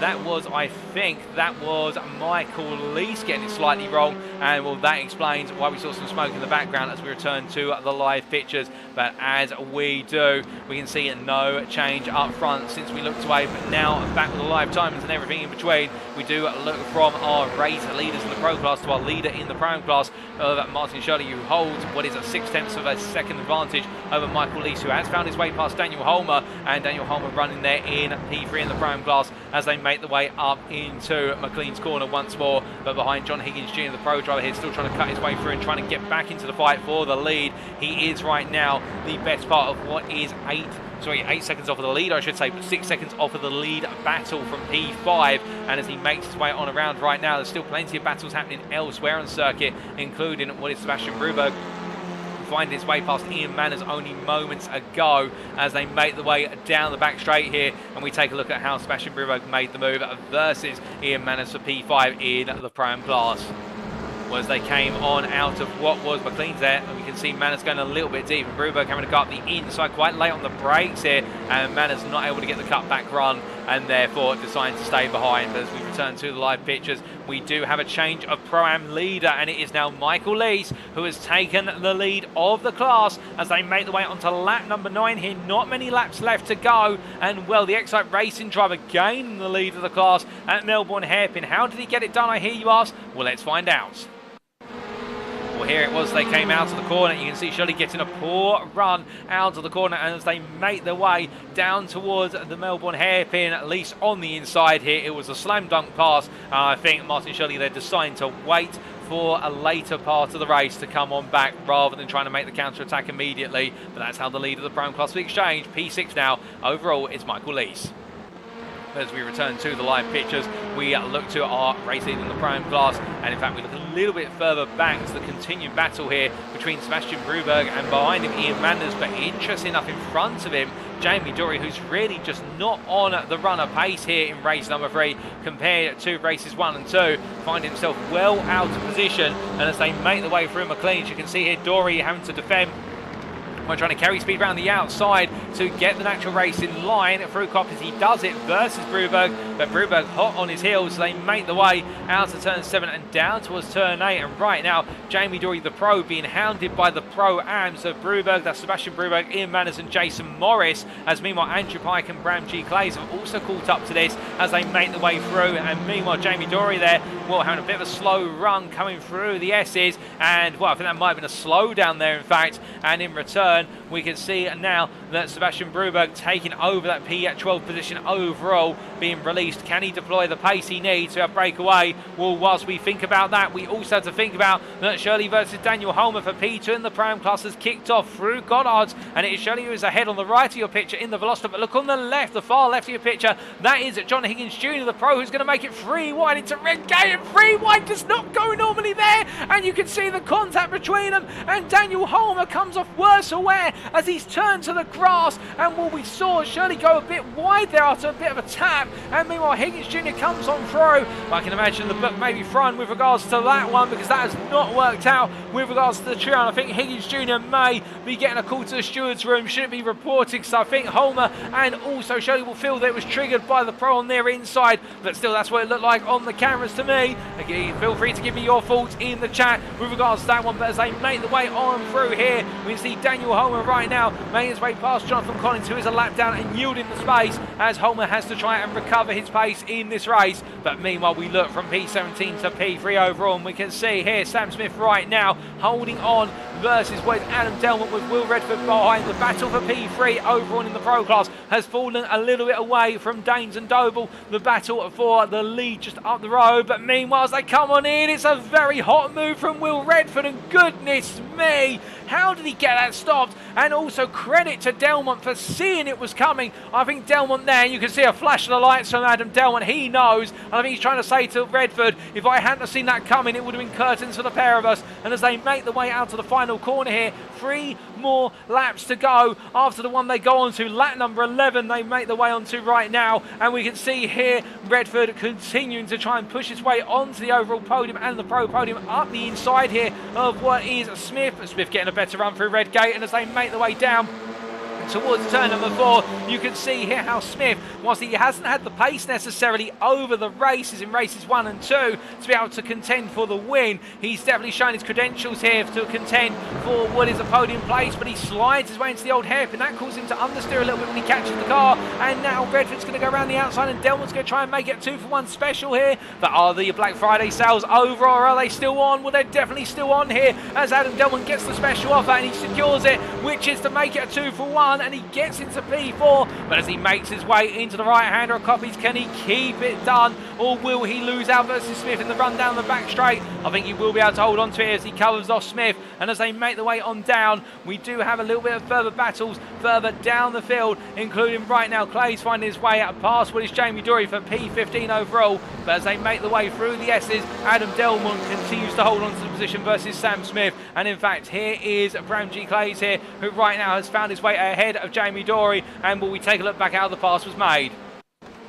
Well, this is the battle for P15 overall, but for them, P9 in the Pro Class. And you can see here, Clay's on the outside with the overspeed. And as they made the way on through, Dory defended it, but this is where the Audi just able, when it hooks up on the gears, it really does power on through, and Clay's just able to carry the speed and get the job done in the run into the crane occurs. But we return to live pictures right now, and as they make the way on out, a new fastest lap of the race set by Chris Daines at 36.735, and what was 1.5 cents faster than Mikey Doble. Daines is trying to close up at the very finish, but as everybody is frying everything at the circuit right now, we can definitely see that our drivers, I think, are tiring a little bit. The tyres are starting to wear them down, but still some battles to be unresolved, including the battle for P2 in the Pro-Am class. And now it is Martin Shirley who holds on to that P2, and he has the pressure of Matthew Addy behind him as they come on down through the crane occurs and into the braking zone for what is turn number 4, the old hairpin. But no change at the moment. Matthew Addy definitely trying to put that pressure on late in the day. And as they make the way out of what is their turns 5 and 6 and up towards McLean's at 7, I think the Simtech Racing driver now will have all of his eyes behind him rather than in front of him, for the simple reason that he's been under a lot of pressure and he won't want to lose what is another podium here today, which will be a superb result. It'll be all podiums across the day. A second place in race 1, a win in race number 2, and then a second place in race number 3. And that's one way to start the season. The only driver who's bettered him in the Pro class currently, you would argue, is Michael Lease with 2 wins out of 3. He's currently leading, but we'll have to wait and see as they make the way on around. But meanwhile, Ian Manners a bit further back, trying to chase after Andrew Pike here for overall position as they come charging on through. And I'm hearing that Jamie Dory has had another off-track, off-camera, and will be rejoining the circuit at some point. But it's not going the way for Dory whatsoever as he's dropped down to 25th in the standings. But as we can see here, the right-hander of Melbourne being completed by Ian Manners. He's still after Pike, but can't quite find a way through at the moment. But meanwhile, our leaders are on to the penultimate lap, and with that in mind right now, for our drivers who are further down, such as Joseph Doble, they've not got long to go to try and pick up some more places. And Doble right now for NDA Honda Racing trying to bring the place to him in terms of P19 overall, but P9 in the Prime class versus Reece Watt, who holds on for JW Motorsport ahead. As you can see here, the number 32 driver holding on as they make the way through the left-hander of Gollards and go on to what for them is the penultimate lap. Behind in the picture you can see Luke Jones just a little bit further back. Luke Jones not quite able to get into this fight, but Watt on the inside here, Doble on the outside, into the right-hander of Redgate they go, and Watt holds him off for now. Of course he won't have to run out of the corner, but Doble going into the depression of the curve there at Redgate, that's going to knock the suspension about and cost him a little bit of speed in the run down for the Craner curves. And I think Reece Watt is safe here as they make the way on down towards the old hairpin. But you can see Joseph Doble's going to look for the move on the inside. Late move, but to be fair, Watt saw it coming. He tried to get the cut back out the corner, but Joseph Doble has made it work. And whilst it may be fellow family member Mikey Doble who's stealing the headlines today, at the same time, Joseph Doble's showing that he's not afraid to get into the fight as well and take the gloves off. And as they make the way through what is McLean's and up towards Coppice right now, Joseph Doble up to P9 in the Prime class, up to P19 overall. But meanwhile, we look from them to the battle for what is P14, and we can see here that right now Brian McClay's under pressure from Morris. That's Jason Morris behind for overall position, but no change at the moment, or is there? As we're hearing that Jamie Dory has, I believe, had to pull. In fact, you can see him going very slowly. I think Jamie Dory's got a problem on the car. It's going very slowly. I think there's a puncture for the Honda driver, and well, it's just all falling apart here in race number 3 as he tries to get to the pit lane, but definitely not the race for him, definitely not the perfect day and way to start off his title defence. Meanwhile, we look to one driver right now who is trying to go on the offence around the outside of what is that, Andrew Pike, and that is Sebastian Bruberg for another overall position. He can't quite find it, however, as they make the way on through and down towards the old hairpin once again. As they come charge on down, the Bright Esports driver definitely doing everything in his power to try and make another overall move, just trying to gain more positions. But of course, every point gained in the overall championship will mean a lot to him as he makes his way in the pursuit here. Oh, what is Pike? I think Pike's going to prove defensive all the way to the line. Meanwhile, Daniel Holman battling still with Adam McNally. Again, these two different classes battling for position. But we can tell you that Adam McNally here being passed around the outside of Holmer as they make the way through McLean's, and he gets it under Daniel Holman. Nice move, as meanwhile there's a car park there pointing the wrong way, and well, I think that was Jason Morris. I'm not quite sure what happened to Jason Morris. We take a quick look back. Coming on through the corner here, going out to the grass. Does he just simply get it wrong? He does indeed, but we have to return to live pictures here, ladies and gentlemen, because he makes his way through the final corner. The omens prove true. He's going to make it 3 out of 3, and Mikey Doble takes a third win on the bounce here at Donington Park, overall in the pro class, ahead of Chris Daines. P2 come the finish line in a great drive from Daines on to P2. Adam Delmont P3 ahead of Sam Smith P4, and it is Will Redford P5 who's jumped to the pits there with Michael Lees P6 in the prime class, and P6 overall, and a win in the prime class to make it 2 wins out of 3 here today for the Excite Racing driver. He's going to be pleased as punch with John Higgins Jr. P7 overall, Gavin Gardner P8, and then it'll be Martin Shirley coming home at P9, second on the podium in the prime class, and Matthew Addy third on the prime podium for the first time today in P10 overall. Andrew Pike P11, best of the rest there. Not quite worked out the way that Sim Racing Collective wanted it to go into turn number 7 with Ian Manners there P12, Sebastian Bruberg P13, Bram Clays P14, Daniel Holmer P15 here as he comes on down the hill with Adam Millay P16. And Philip Bruberg P17 there ahead of Joseph Doble, and then Reese Watt P19 ahead of Luke Jones, his teammate for JW Motorsport. And JW Motorsport not having the best of luck today, really having the bad end of the stick with regards to the instance, but still they will look to bounce back, I'm certain, in round number 2 in a week's time. Gianni Peroni then P21 for Runner Motorsport EU at 22. Nick Clemens P23, and then it was Trev Anderson P24 for JW Motorsports with Sean Scooter for CSA Team 2 at P25, and he will be our last finisher on the lead. Well, in fact, he won't be our last finisher on the lead lap, my apologies. Davide Favo P26, and then Kieran Sharp P27 to be our last finisher on the lead lap, with Jonathan Collins leading the package drivers who finished 1 or more laps down. But what a brilliant race from all of our drivers from start to finish. And, well, as they come on around the circuit at the moment, some of them parking up and jumping to the pits, others carrying on all the same. And a fantastic race from all of our drivers here as they just gradually creep their way into the pit lane. But what superb driving from the beginning to the end today in all 3 races. Indeed, some elbows out racing, no doubt about that, but at the same time as well, all of our drivers absolutely looking to deliver. And as they make the way into the pit lane, let's take you through those race results.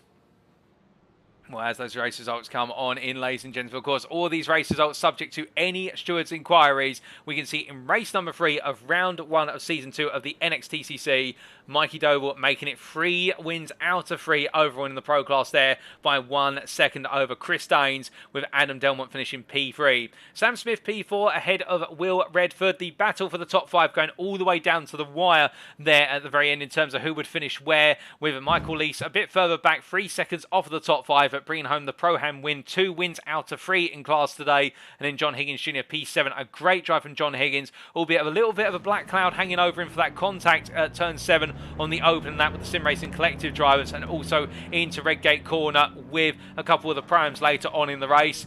And then it was Gavin Gardner P8 ahead of Martin Shirley and Matthew Addy to complete the top 10. And then Andrew Pike, best of the rest there in P11 for the Sim Racing Collective. And as we come onto the individual class results, starting with the pros, and we'll run through these in 4, of course. Mikey Doble with the win, and Chris Daines and Adam Delmont to make up your pro podium for race number 3, with Sam Smith 4th ahead of Will Redford, then John Higgins Jr. P6 ahead of Gavin Garner P7, Andrew Pike recovering to P8 in Class D, but that's not what you would have expected come the start of this race, I'm certain of that. Bram Claisnian P9, battling hard for that P9 with Adam McNally P10, and then Gianni Peroni best of the rest P11 ahead of Nick Lewins, Kieran Sharp and Jamie Dory, with that retirement 2 laps from the finish there. Unfortunate for Jamie Dory. And then coming on to the Pram class, meanwhile, we can see here your winner Michael Lees for Excite Racing. A great win from him ahead of Martin Shirley, and I think we've got a great rivalry forming between these two. But let's not count out Matthew Addy, who showed his fangs in race number 3, finishing on the podium there in the prime class ahead of Ian Manners, Sebastian Bruberg P5, Daniel Holmer P6, another driver to consider, and indeed all 3 of the Bright Esports drivers finishing together their P5 through to P7 of Sebastian Bruberg, Daniel Holmer and Philip Bruberg, all showing great pace to be potentially on that podium, but missing out today. And then Joseph Doval P8, with Reese Watt and Luke Jones completing the top 10, and then Mark Sykes P11 best of the rest ahead of Trevor Anderson, Sean Scudder, Davide Favo and Jason Morris P15, and then Jonathan Collins P16 ahead of Lee Horn and Nigel Stock, with then finishing off the Pram class Isaac Doble and finishing a lap down, much like Morris, Collins, Horn and Stock, with Elwin Sykes P20 there 2 laps down, and then Alan McCain with a retirement 5 laps in the end, and Daniel Weston the last of our Pro-Am finishers, and well, with that very early retirement after the contact on lap number 1. But with that, ladies and gentlemen, those are all the finishing positions subject to any stewards' inquiries, and it is now time for us to get ready for post-round interviews with our volunteer drivers. We'll be back in approximately 5 to 10 minutes for our post-round interviews. Don't go anywhere. We've got plenty of thoughts, I'm sure, to hear from our drivers, and you won't want to miss them. We'll be back soon.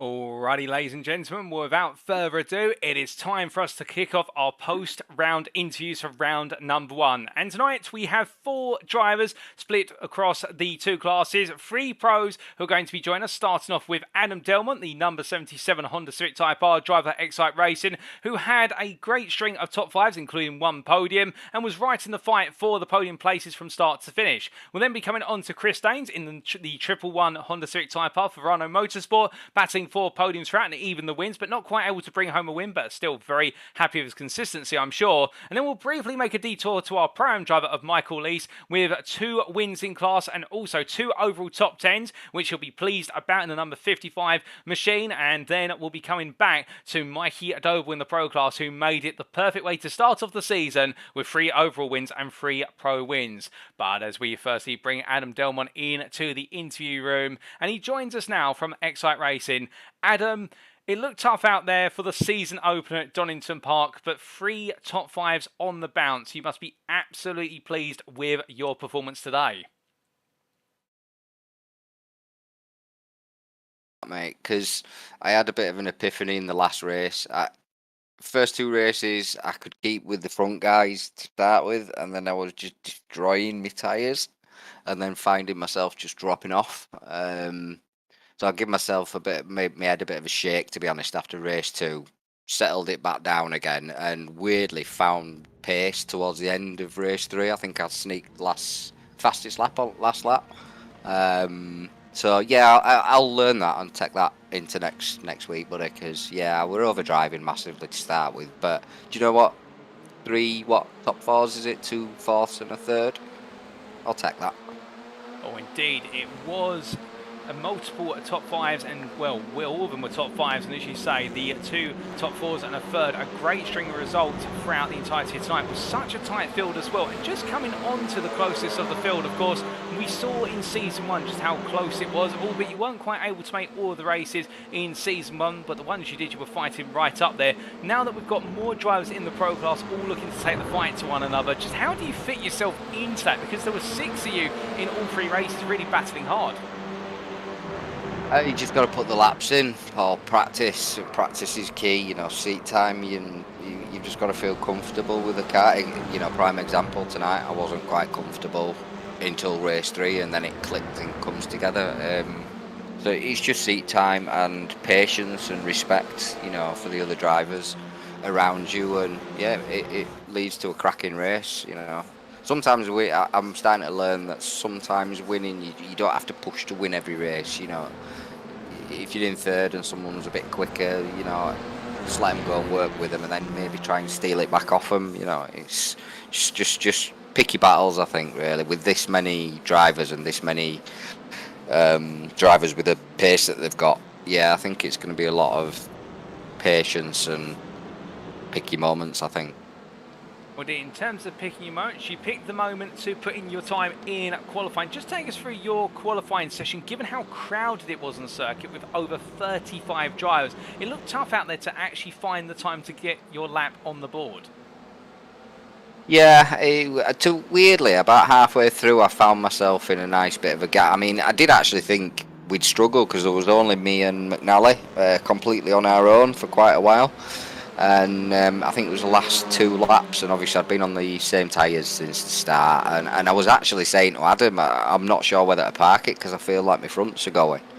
And weirdly, the second to last lap was the quickest I did, I think 37.1, and then the kicker is on the last lap when the checkered flag was out, I was up by 2/10 on the last corner, which would have given me a 36.9, and I got too carried away looking at the green clock, and I just floored it a bit too hard coming off the hairpin, span up the wheels and lost it all.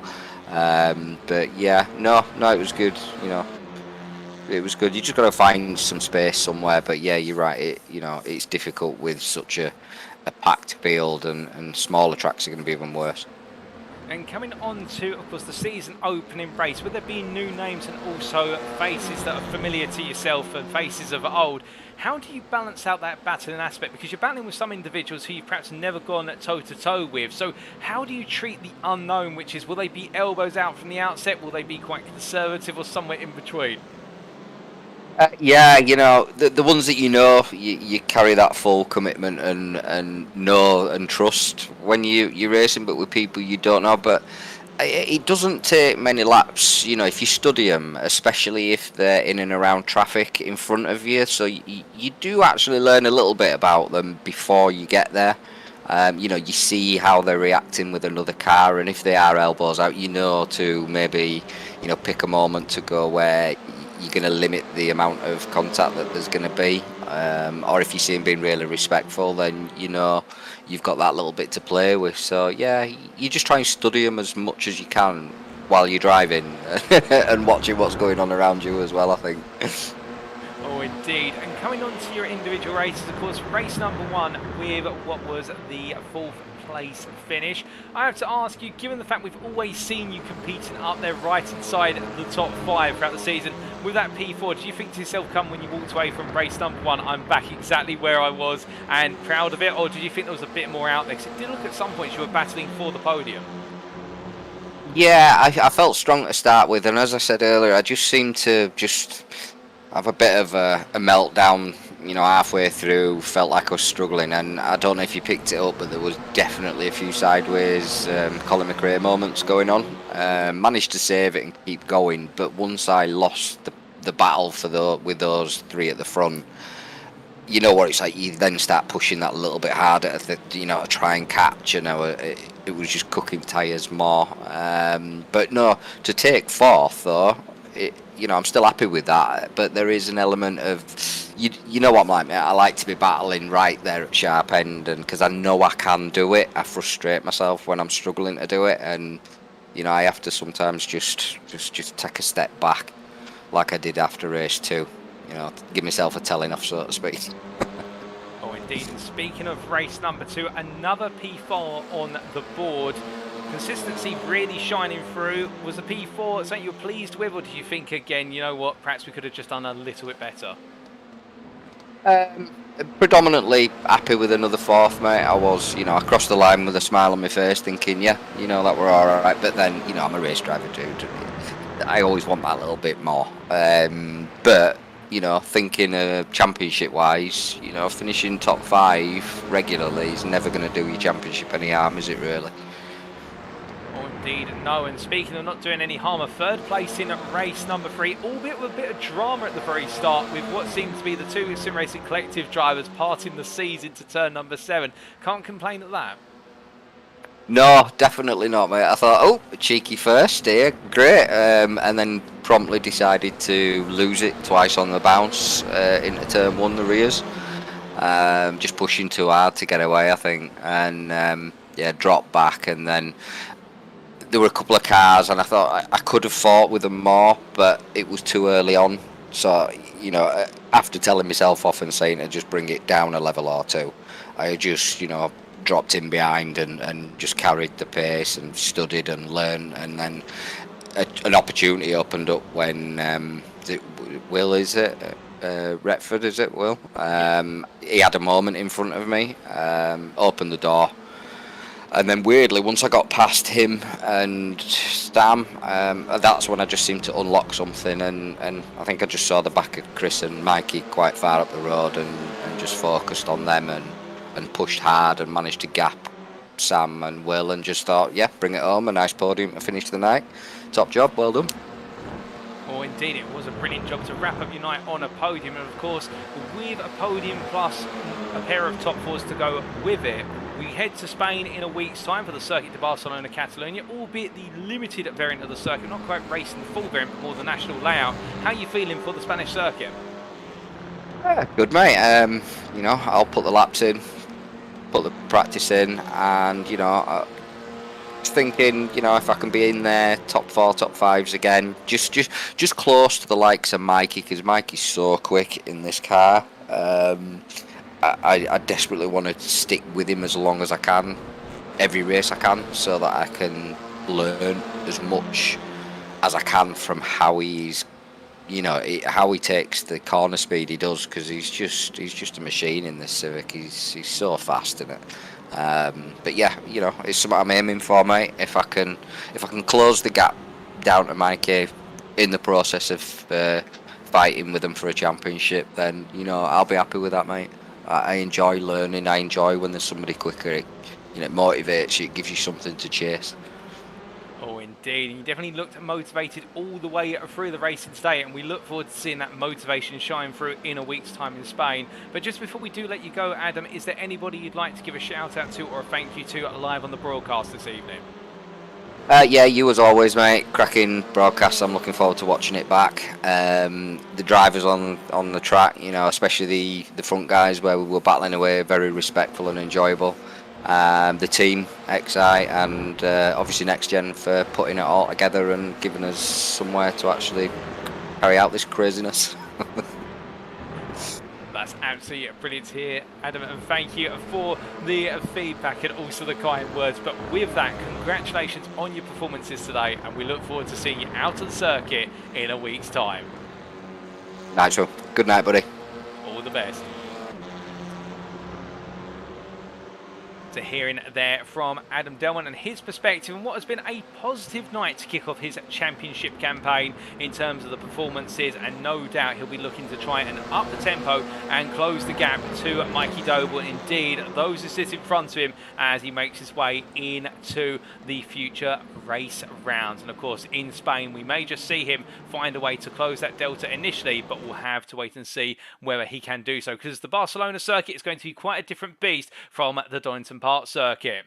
But as we now get ready to interview our second interviewee, it is now going to be Chris Daines who will be interviewing. And what a night it has been for Chris Daines in terms of his performances, with 3 podiums, 2 P3s and a second place to wrap it all up. I think there may be a question of whether he could have perhaps got a little bit more of it and perhaps brought home a win today. But instead of what is theorising, let's bring him in here directly and hear from the man himself. And as he comes on in and joins us here in the interview room, Chris, difficult day today in terms of being able to hold on to a lead, but a strong day today in terms of being able to bring home 3 podium finishes in the overall classification and the pro class on the bounce. Been a positive day today, or do you think perhaps there's just a little bit more out on the table? No, I'm really happy with today. I mean, 3 podiums. You can't sit there and say you're unhappy. So I'm really chuffed with that. It's way better than I thought I would start the season. So yeah, really, really chuffed. Well, that's absolutely brilliant to hear. And of course, starting the season with an interesting switch to the Honda Civic tyre path from the Audi of last season. Do you feel as though today has really proven or acted as evidence that that switch was worth it? Yeah, definitely. Audi, as you saw last half of the season, I was really struggling with since the updates made it not to my liking. Let's just say that. And so the Audi, I switched to the Honda, and yeah, straight away as soon as I started driving it, I was like, yeah, this is more my style. You can really get the back end out and get the front end really turned into the corners like you used to be able to with the Audi. So the switch definitely has helped me, and I'm glad I'm running nose to tail with Doble now this season a bit more than I was at the back end of last. Oh, indeed. And with that switch, of course, it all came down initially to a qualifying session which saw an absolutely packed circuit full of drivers, but you managed to find the lap time out there. Was it the lap time you were targeting, or was there a little bit more still on the table? Well, actually, it was the final. It was the last lap, and a few seconds were ticking down, and I managed to get across the line. And I was 2/10 up on Doble's pole time, and going through the chicane, I got held up by someone a bit slower than me, and it really, really wrecked my lap, and I had to pull over in the end. But I was 2/10 up at that point, so I definitely could have got pole. So I was a little bit disappointed with that, but I knew I had the pace, so I went into the first race obviously feeling pretty good. And going into that first race, of course, the story continuing there. We saw plenty of battling from the start. And of course, you're trying to make the run for the lead into turn 1, not quite being able to pull it off per se, but it was very close fighting all the way through until you had to focus a little bit more behind with regards to Will Redford rather than looking ahead to Mikey Doble. Yeah, see, I know Mikey, I know how he races, good racer and stuff, and Will Redford, I know nothing about, you see, and so when you're battling with someone new that you don't know, I mean, Will Redford's obviously very, very good on iRacing, and he's got an extremely high I rating, so I know he's going to be a decent, have very decent racecraft, etc. But you've always got that thing in the back of your mind because you've never raced with these new drivers before, and vice versa will with me. So you never really know how to attack or how to defend and what they're going to do. So I was more concentrating on trying to keep Redford behind, and then trying to get past him once he passed me. But I wasn't really setting my sights on Dobo. It was more sort of managing Redford and trying to learn what he'd done in race 1, so then I could take that into race 2 and 3. Well, indeed, taken from that, of course, going into race number 2, we saw a similar situation whereby you were battling with Redford for a good part of it, but also we saw the arrival of the likes of Adam Delmont trying to get into the mix. I have to ask you, given how close this field has been just literally in the first 2 races, before we come on to race 3 and the drama that happened there, did you think to yourself, okay, this is a very different beast from season 1? Because season 1 we saw some close fighting between Verano Motorsport and Next Gen Racing, but now we've got a lot more teams getting into the mix, such as, for example, iRacing Esports and also iRacing. Yeah, there's some really good teams out there and some really good drivers. I mean, the grid is ridiculously strong now.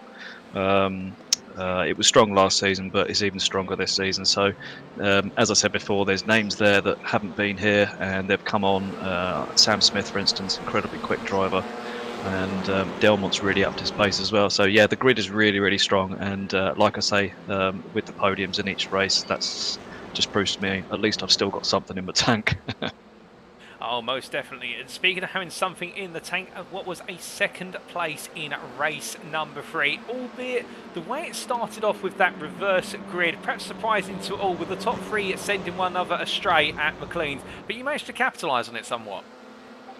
Yeah, I'm not quite sure what happened to the top 3, so obviously not going to say anything about that. But obviously, yeah, when drivers you half expect it though. The thing is, you half expect it in race 3. You expect some bash and bump in a bargain, because there are drivers that I'm not going to say are not used to leading, but obviously get a little bit hot under the collar sometimes, and I don't know if that's something to do with what happened. Again, I haven't looked at the replay, so I can't say. But yeah, you've got to capitalise on incidents like that and try and push forward. And my aim was to try and get away from Redford and Doble as quick as I could, and obviously got in the lead and then made a silly mistake into the chicane, which I'm kicking myself over there. But hey-ho, it was really good fun at the end of the day. Oh, indeed. And with regards to that mistake, of course, trying to avoid kicking yourself too hard to be able to get back into the fight, we saw that once Doble got ahead, it was almost as if you could match his pace, but just not quite be able to start closing despite the tow. Was it more of the case that it just matching you for lap time, or did you feel as though at that point actually it's better to focus on bring home the P2 rather than overextend the car for the hunt for the win? Well, once I got past Sam Smith for P2 into the chicane, which I said to my team, I said I've just pulled off a worldie on Sam Smith. I was really chuffed with it. It was a good move because that sort of backed everyone else behind me and created that 2-second gap which I needed to then concentrate on Doble. But actually, I wasn't sitting there thinking, I'll just take second place. I really was going for Doble, and I was catching him. It was 1.5 seconds at one point, and I brought it down to a second.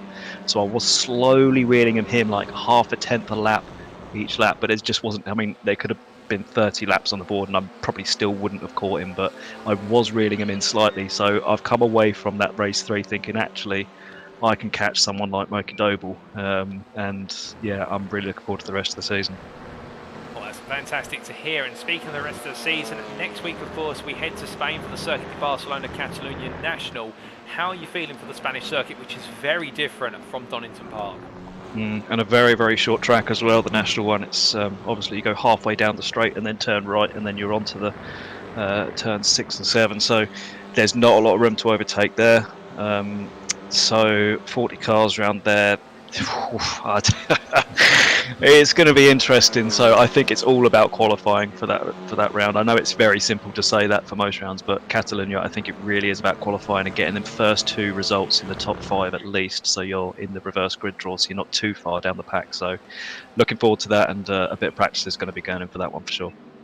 Well, we look forward to seeing how you get on in a week's time. But just before we do let you go, of course, Chris, is there anybody you'd like to give a shout out to or say thank you to live on the broadcast tonight? Yeah, I just want to say, obviously, thanks to Brano Motorsport and all my teammates, all the sponsors involved. But also, I think the biggest shout out has to go to NXTGEN for putting on this season with such a strong grid and a quick turnaround to get all these drivers in. And obviously to you, Paul, for such a great broadcast as ever.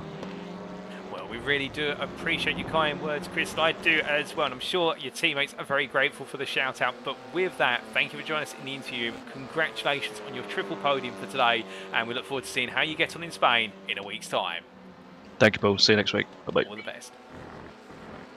So hearing there from Chris Daines, I'm very happy today. You can hear that pride coming on through, particularly the fact that he was able to match the time set by Mikey Doble and, well, pushing hard after perhaps the fastest man on the grid and having to fight off very fast drivers behind as well and make overtakes on the likes of Sam Smith and also what was their Will Redford, and in the process Chris Daines definitely putting himself out there as one of the major contenders early on in the pro classification. But now we come from talking about two pro drivers to talking to a pro-am driver who's definitely made a name for himself today, and that is Michael Leese. And well, as the number 55 driver gets ready to join us, it has been an evening to celebrate for the pro-am driver in the fact that we've previously seen him in the MX5 Cup Series hosted by NXTGEN Racing, and there he performed very well, but he seems to have found a whole new run and, well, I don't mean to pun his surname here, but a whole new lease of life in the touring car racing class machinery,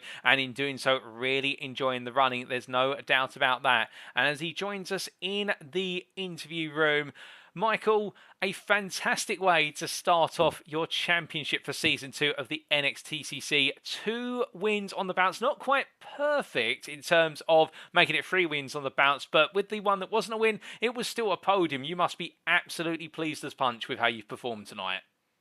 Yeah, no, it's gone really well, to be honest. I mean, race 1, I didn't even know I'd won. I wasn't sure who I was fighting with. Obviously, after today, when I get to have a look at the standings, I'll get to figure out who my rivals are. But yeah, race 1, good. Race 2, really scrappy. I don't really know what happened there.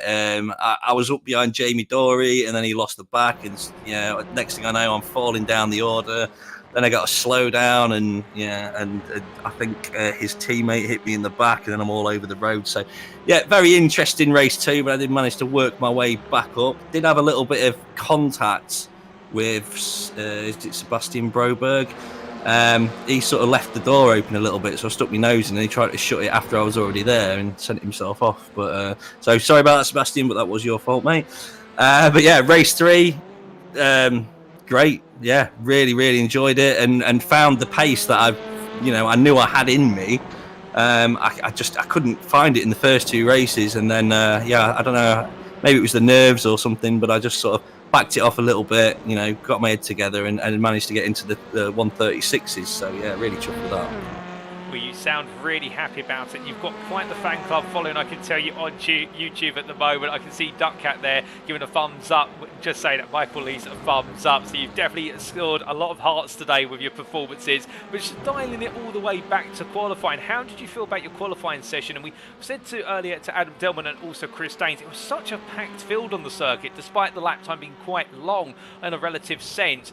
Did you manage to find the lap you wanted, or did you have to compromise? Absolutely not. No, I think I qualified 14th or something, and I was hoping to be somewhere up around the top 6, 7. So 14th was a bit of a shame when that came in at the end. I couldn't get a tow. I know the front guys were all getting a tow. I was struggling to find a gap to get the lap that I needed. I just couldn't pull it together, and I was still overdriving the car at that point. So yeah, when I qualified 14th and saw that. I wasn't very hopeful for the first race, but as we saw, it turned out really well in the end. And also, just before I finish there, thank you to you guys on YouTube. I appreciate it.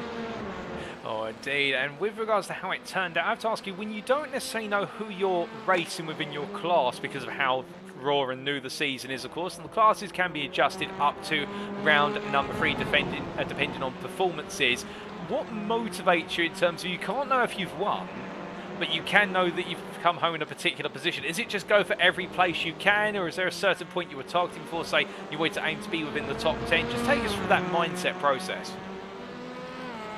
Well, I mean, my aim was to win the entire thing, but I know I don't quite have the skill for that yet. It's coming, but I don't have it just yet.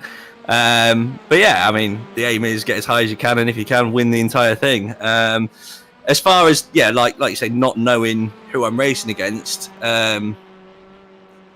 it doesn't matter if you beat everyone, does it? That's very true. I can see your point there. And, well, having to show a point versus, of course, Martin Shirley in race number 1 and battling again with him, but also your peers around you, including Matthew Addy and also Daniel Holmer in race 3. Focus on those two races in particular. Just take us through fighting with them, because I think you've got a rivalry growing, particularly with the SimTech racing driver of Shirley. So, yeah, I mean, it was all clean, which was what I was hoping for, because in something like this, obviously, sim racing, the cars don't always necessarily react how they would in real life when you make contact. So you do need that respect between each other to just leave that extra millimetre of room to make sure that you can have a good clean scrap. And everybody that I raced with today, pretty much everybody, like I say, me and Sebastian did come together. Or everybody else, we left that space, we had that sort of mutual respect, and that is what breeds, great, clean sim racing and allowed us to fight. And yeah, I'm really looking forward to battling with those guys again in the future. Well, speaking of battling with them again in the future, next week, of course, we head to the Circuit de Barcelona Catalunya, to the national variant in particular, a very different circuit from Donington Park. How are you feeling for the circuit in Spain? So it's a track that I really love. However, I have never driven it in the TCR, so that is going to be a learning curve for me. But the track itself, I think, is fantastic. I love it. It just flows nicely. And if I could pick a track to put on any calendar, this would be the one that I would personally put on there. So yeah, I'm really looking forward to it. Just going to have to get some practice in before next week. Definitely, we've got high expectations for you, as it's a circuit you love. We look forward to seeing how you get on in a week's time. But just before we do let you go, Michael, is there anybody you'd like to give a shout out to or a thank you to on the broadcast this evening? Yeah, I'd just like to thank anybody who's watching and rooting for me. I think my parents might be watching me, so that's kind of cool. So yeah, if you are, thanks for watching. And anybody else who's supporting me, I really appreciate it. Also want to thank Team Excite, Adam Delmont, Adam McNally, and Liam Silkstone, who's not here today, but he'll be back next week and he'll be helping me with the fight. Well, Michael, with that, it's been wonderful to hear from you. Congratulations on your pair of wins and also your additional podium to go into the mix. You've definitely set yourself up as a favourite in the Pro-Am class, and we look forward to seeing how you get on in a week's time in Spain. Thanks very much. Thank you for the broadcast. Brilliant as well. I'm going to watch that later. Cheers, Paul. No problem. Have a lovely evening. So hearing there from Michael Lees, our overall winner of the Pro-Am class today in terms of 2 wins plus also a 3rd place. But how that translates into finishing positions, well, translating in the end into what was, as we can see again on screen here, a 7th, a 12th and a 6th with 2 top 10s in there as well. Overall, definitely a great set of performances and a set to be proud of. And as he said there, the Circuit de Barcelona Catalunya National variant being his favourite circuit, albeit never run it in TCR class, so he's got to relearn it for the class. But it means we're definitely expecting great things from our Pro-Am superstar going into next week's round. Will he be able to continue that momentum? However, that will be the big challenge that will be asked of him. But with that, of course, we come from one driver who's had a brilliant day in his class, in the Pro-Am class, to one driver who's had an absolutely sublime day in the Pro class. And it is, of course, Mikey Doble in the number 88 Honda Civic Type R. 3 wins on the bounce. And as he does join us in the interview room, Mikey, you said before race number 3, whenever you've won 2 races back-to-back in races 1 and 2 of an evening, you win race number 3. That was from season 1. And you did it today. The omens proved right, but it wasn't easy. Do you feel as though today the field is incredibly close, or was it you still got that edge? I had to keep the trend going, but no, it definitely wasn't easy tonight. The competition stepped up a couple of levels since season 1. There's a lot of fast people out there, and a lot of people that have made some improvements in the off season coming over from season 1. So I always knew the Honda would perform well around Donington, and it's a personal favourite of mine as well. So I don't think we're going to have it quite so easy going forwards with the success ballast, I can say that.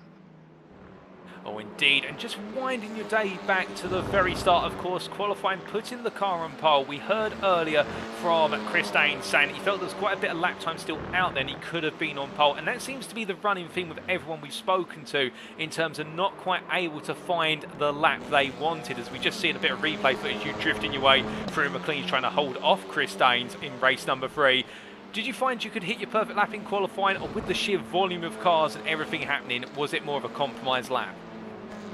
Yeah, I mean, no one ever really does the perfect lap. I mean, you know, I can come in and say that I probably left a couple of attempts out there, if not more as well. So, you know, it was this about just minimising your mistakes and just putting the best average lap together. Yeah, it's quite important to put it on pole, especially with such a big grid. You know, if you have a poor qualifying, you can make your day very difficult indeed. So, yeah, I wouldn't say there was stacks of time out there, but it definitely wasn't the perfect lap. I'm not sure anyone really drives the perfect lap.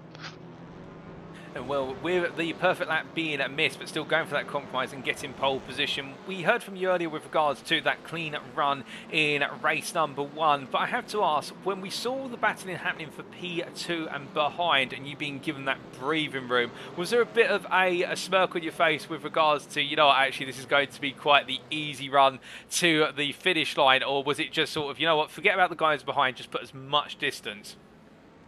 Yeah, I mean, I try and focus a lot on driving well on cold tyres and making a break on the first couple of laps. And when you see them side by side in your rearview mirror, you definitely it definitely gives you confidence to just push forwards and just try and get that second and a half gap, so they're not benefiting so much from the slipstream. And then from there, they've got to you just got to make no mistakes. They've got to pull something out the bag to try and catch you up. So yeah, a lot of the races can be won or lost in the first couple of laps, and it can definitely set yourself up for an easier 20 minutes if you can not make any mistakes in those early stages. Well, indeed, no mistakes really made from yourself in race number 1. It looked as though it was business as usual for yourself in race number 2. Of course, we talked about the safety car, but even when you had that pressure building from behind by Redford and Danes, you never seemed to wilt or fail to keep clean laps all the way through. I think there might have been a little bit of pride at the end of that one, despite the pressure. You could keep yourself calm, cool and collected. Yeah, well, you know what they say, the art of winning is to win in the slowest time possible and all that. So didn't want to waste the lap times, but didn't want to make any mistakes either. So just kind of looking at the stopwatch, just trying to lap consistently, really, rather than trying to chase a qualifying lap, and just manage that gap behind. So that was kind of my focus through race 2, rather than trying to pull a huge gap. But there wasn't really much pace left in me in that race anyway, just driving within my capabilities that I knew I wouldn't make a mistake. And then coming on to race number 3, of course, we're top 9 partial reverse grid. I have to ask, when the number 9 was drawn from the hat, did you have any sort of feelings about that, thinking, right, I'm going to be a bit further down than perhaps I would have hoped, or vice versa, you know what, it's P9, let's make it work? I wasn't disappointed to see P9. It's sort of right in the middle of what could have been, bad or worse, but no, I think it was going to be tough either way. My main championship rivals for this season were going to be in front of me regardless, so I was going to have to pass them on track. Luckily we could avoid the accidents on lap 1, and it was a pretty great race, respectful race from everyone all round coming through the pack there. And just managed to put the car in the right place at the right time and make the moves cleanly, get to the lead and then manage the gap again. Well, indeed. And speaking about making the moves, of course, we did see in race number 3 you pull a move through at Redgate Corner on your teammate Will Redford. I have to ask, given how close you two have been running together over the course of the races today, is there a little bit of a inner team rivalry between the two of you? Because we've seen some great moves, some great moments, but at the same time as well, you're both working together to sandwich other teams' cars where needed, such as Chris Danes in race number 1. Yeah, absolutely. I think when you're racing your teammates, you do definitely want to beat each other, but at the same time, you don't want to do anything to compromise your pace against other drivers that aren't in your team. So I think, yeah, you want to try and race cleanly. You don't want to slow each other down, but I think, yeah, going sort of around the outside of him, I know he could have made it more difficult maybe if I was not his teammate, let's say. But no, it was good from him there to give me some room coming out the corner. But we definitely haven't seen the full potential of Will. I know that he's very quick, and I'll look for him to be coming back stronger in the next couple of rounds, because I've raced him before and he can be pretty rapid when he wants to be. Oh, indeed. Indeed, and speaking of being rapid, we've seen the rapid pace from yourself today at Donington Park. Next week we make our way to the Circuit de Barcelona Catalunya national layout in Spain. Are we expecting you to be as rapid there at a very different style of circuit? Yeah, I've got to be honest, don't like to be a pessimist, but it's not one of my favourite circuits. I find it quite fiddly, especially in the last sector at Catalunya, and I think with the success ballast that the Honda's going to be carrying, I think we're going to struggle there. But however, the only thing going in our favour is that the Honda does seem to be the preferred car choice this year, especially amongst the front runners, so we're all going to, for the most part, be on level playing fields. But I think it's going to be a great opportunity for some of the HSR boys and some of the other fast people that are using the Hyundai to get some good results around there, because I think we're definitely going to struggle in the Honda. Well, we look forward to seeing whether you can make the ballast go your way, but as you sound, a very good observation. Most of your peers running in the same car, so you're all in an equal situation, or whether it might be an uphill battle at the Spanish circuit. But just before we do let you go, is there anybody you'd like to say thank you to or give a shout out to on the broadcast this evening? Yeah, well, I'd like to firstly welcome my two younger brothers to the series.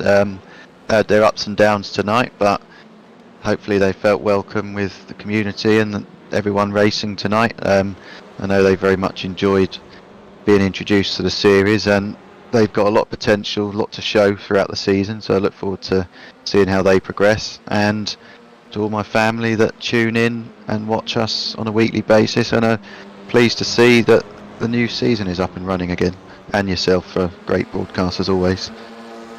Much appreciated, Mikey. And just a very quick note on your brothers, we did get to see some brilliant moves from both Isaac and Joseph, particularly Joseph in race number 3, if my memory serves me correctly, with a lovely move. I think it was around the outside of another driver at McLean. So if he does get the opportunity to watch it back, you'll get to see that in full blown and coveted glory. But also, it's great to hear all the family getting on board, and we really appreciate you coming back for season 2.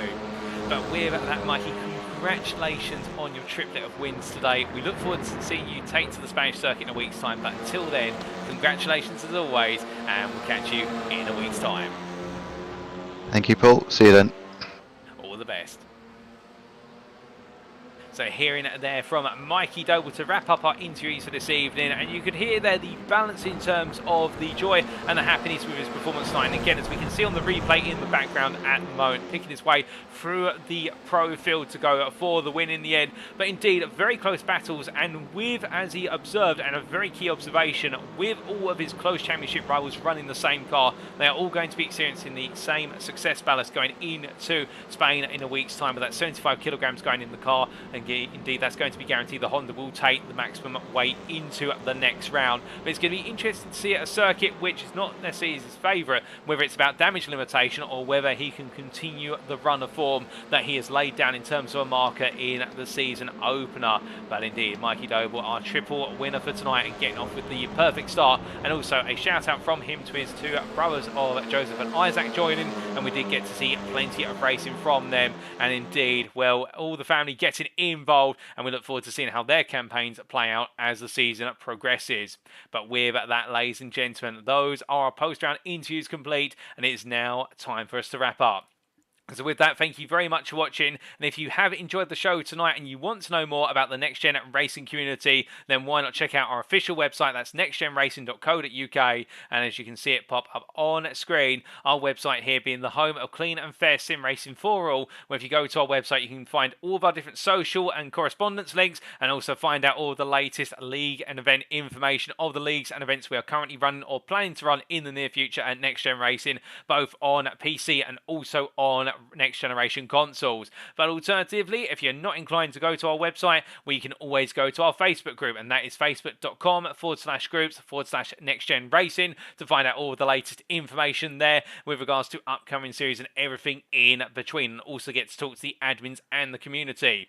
But with that, ladies and gentlemen, it is now time for our Season 2 community for the NXTCC to start packing up their bags and making their way to Spain for the Circuit de Barcelona Catalunya, of course the contracted national final variant for round number 2 in a week's time on Tuesday, the 6th of December 2022. A marker has been laid down in the Pro class by Mikey Doble. A marker has been laid down in the Pram class by Michael Lees. But with success ballast being added in and a very different circuit on display, will it be pain in Spain or will it be continued success for our championship leaders? We'll find out all that and more in a week's time from now. But until then, you'll have to wait and buy your patience. So, of course, we're all itching to go racing, but indeed, we're a field of over 30 drivers expected to take to the Spanish circuit. It's going to be one not to miss. But until then, ladies and gentlemen, we have been Next Gen Racing. I've been your host and commentator, Paul at TX141 Walsh, also known as Britain a Spit. And until next time, remember to stay safe, stay well, stay smiling, but most importantly, remember to stay on track.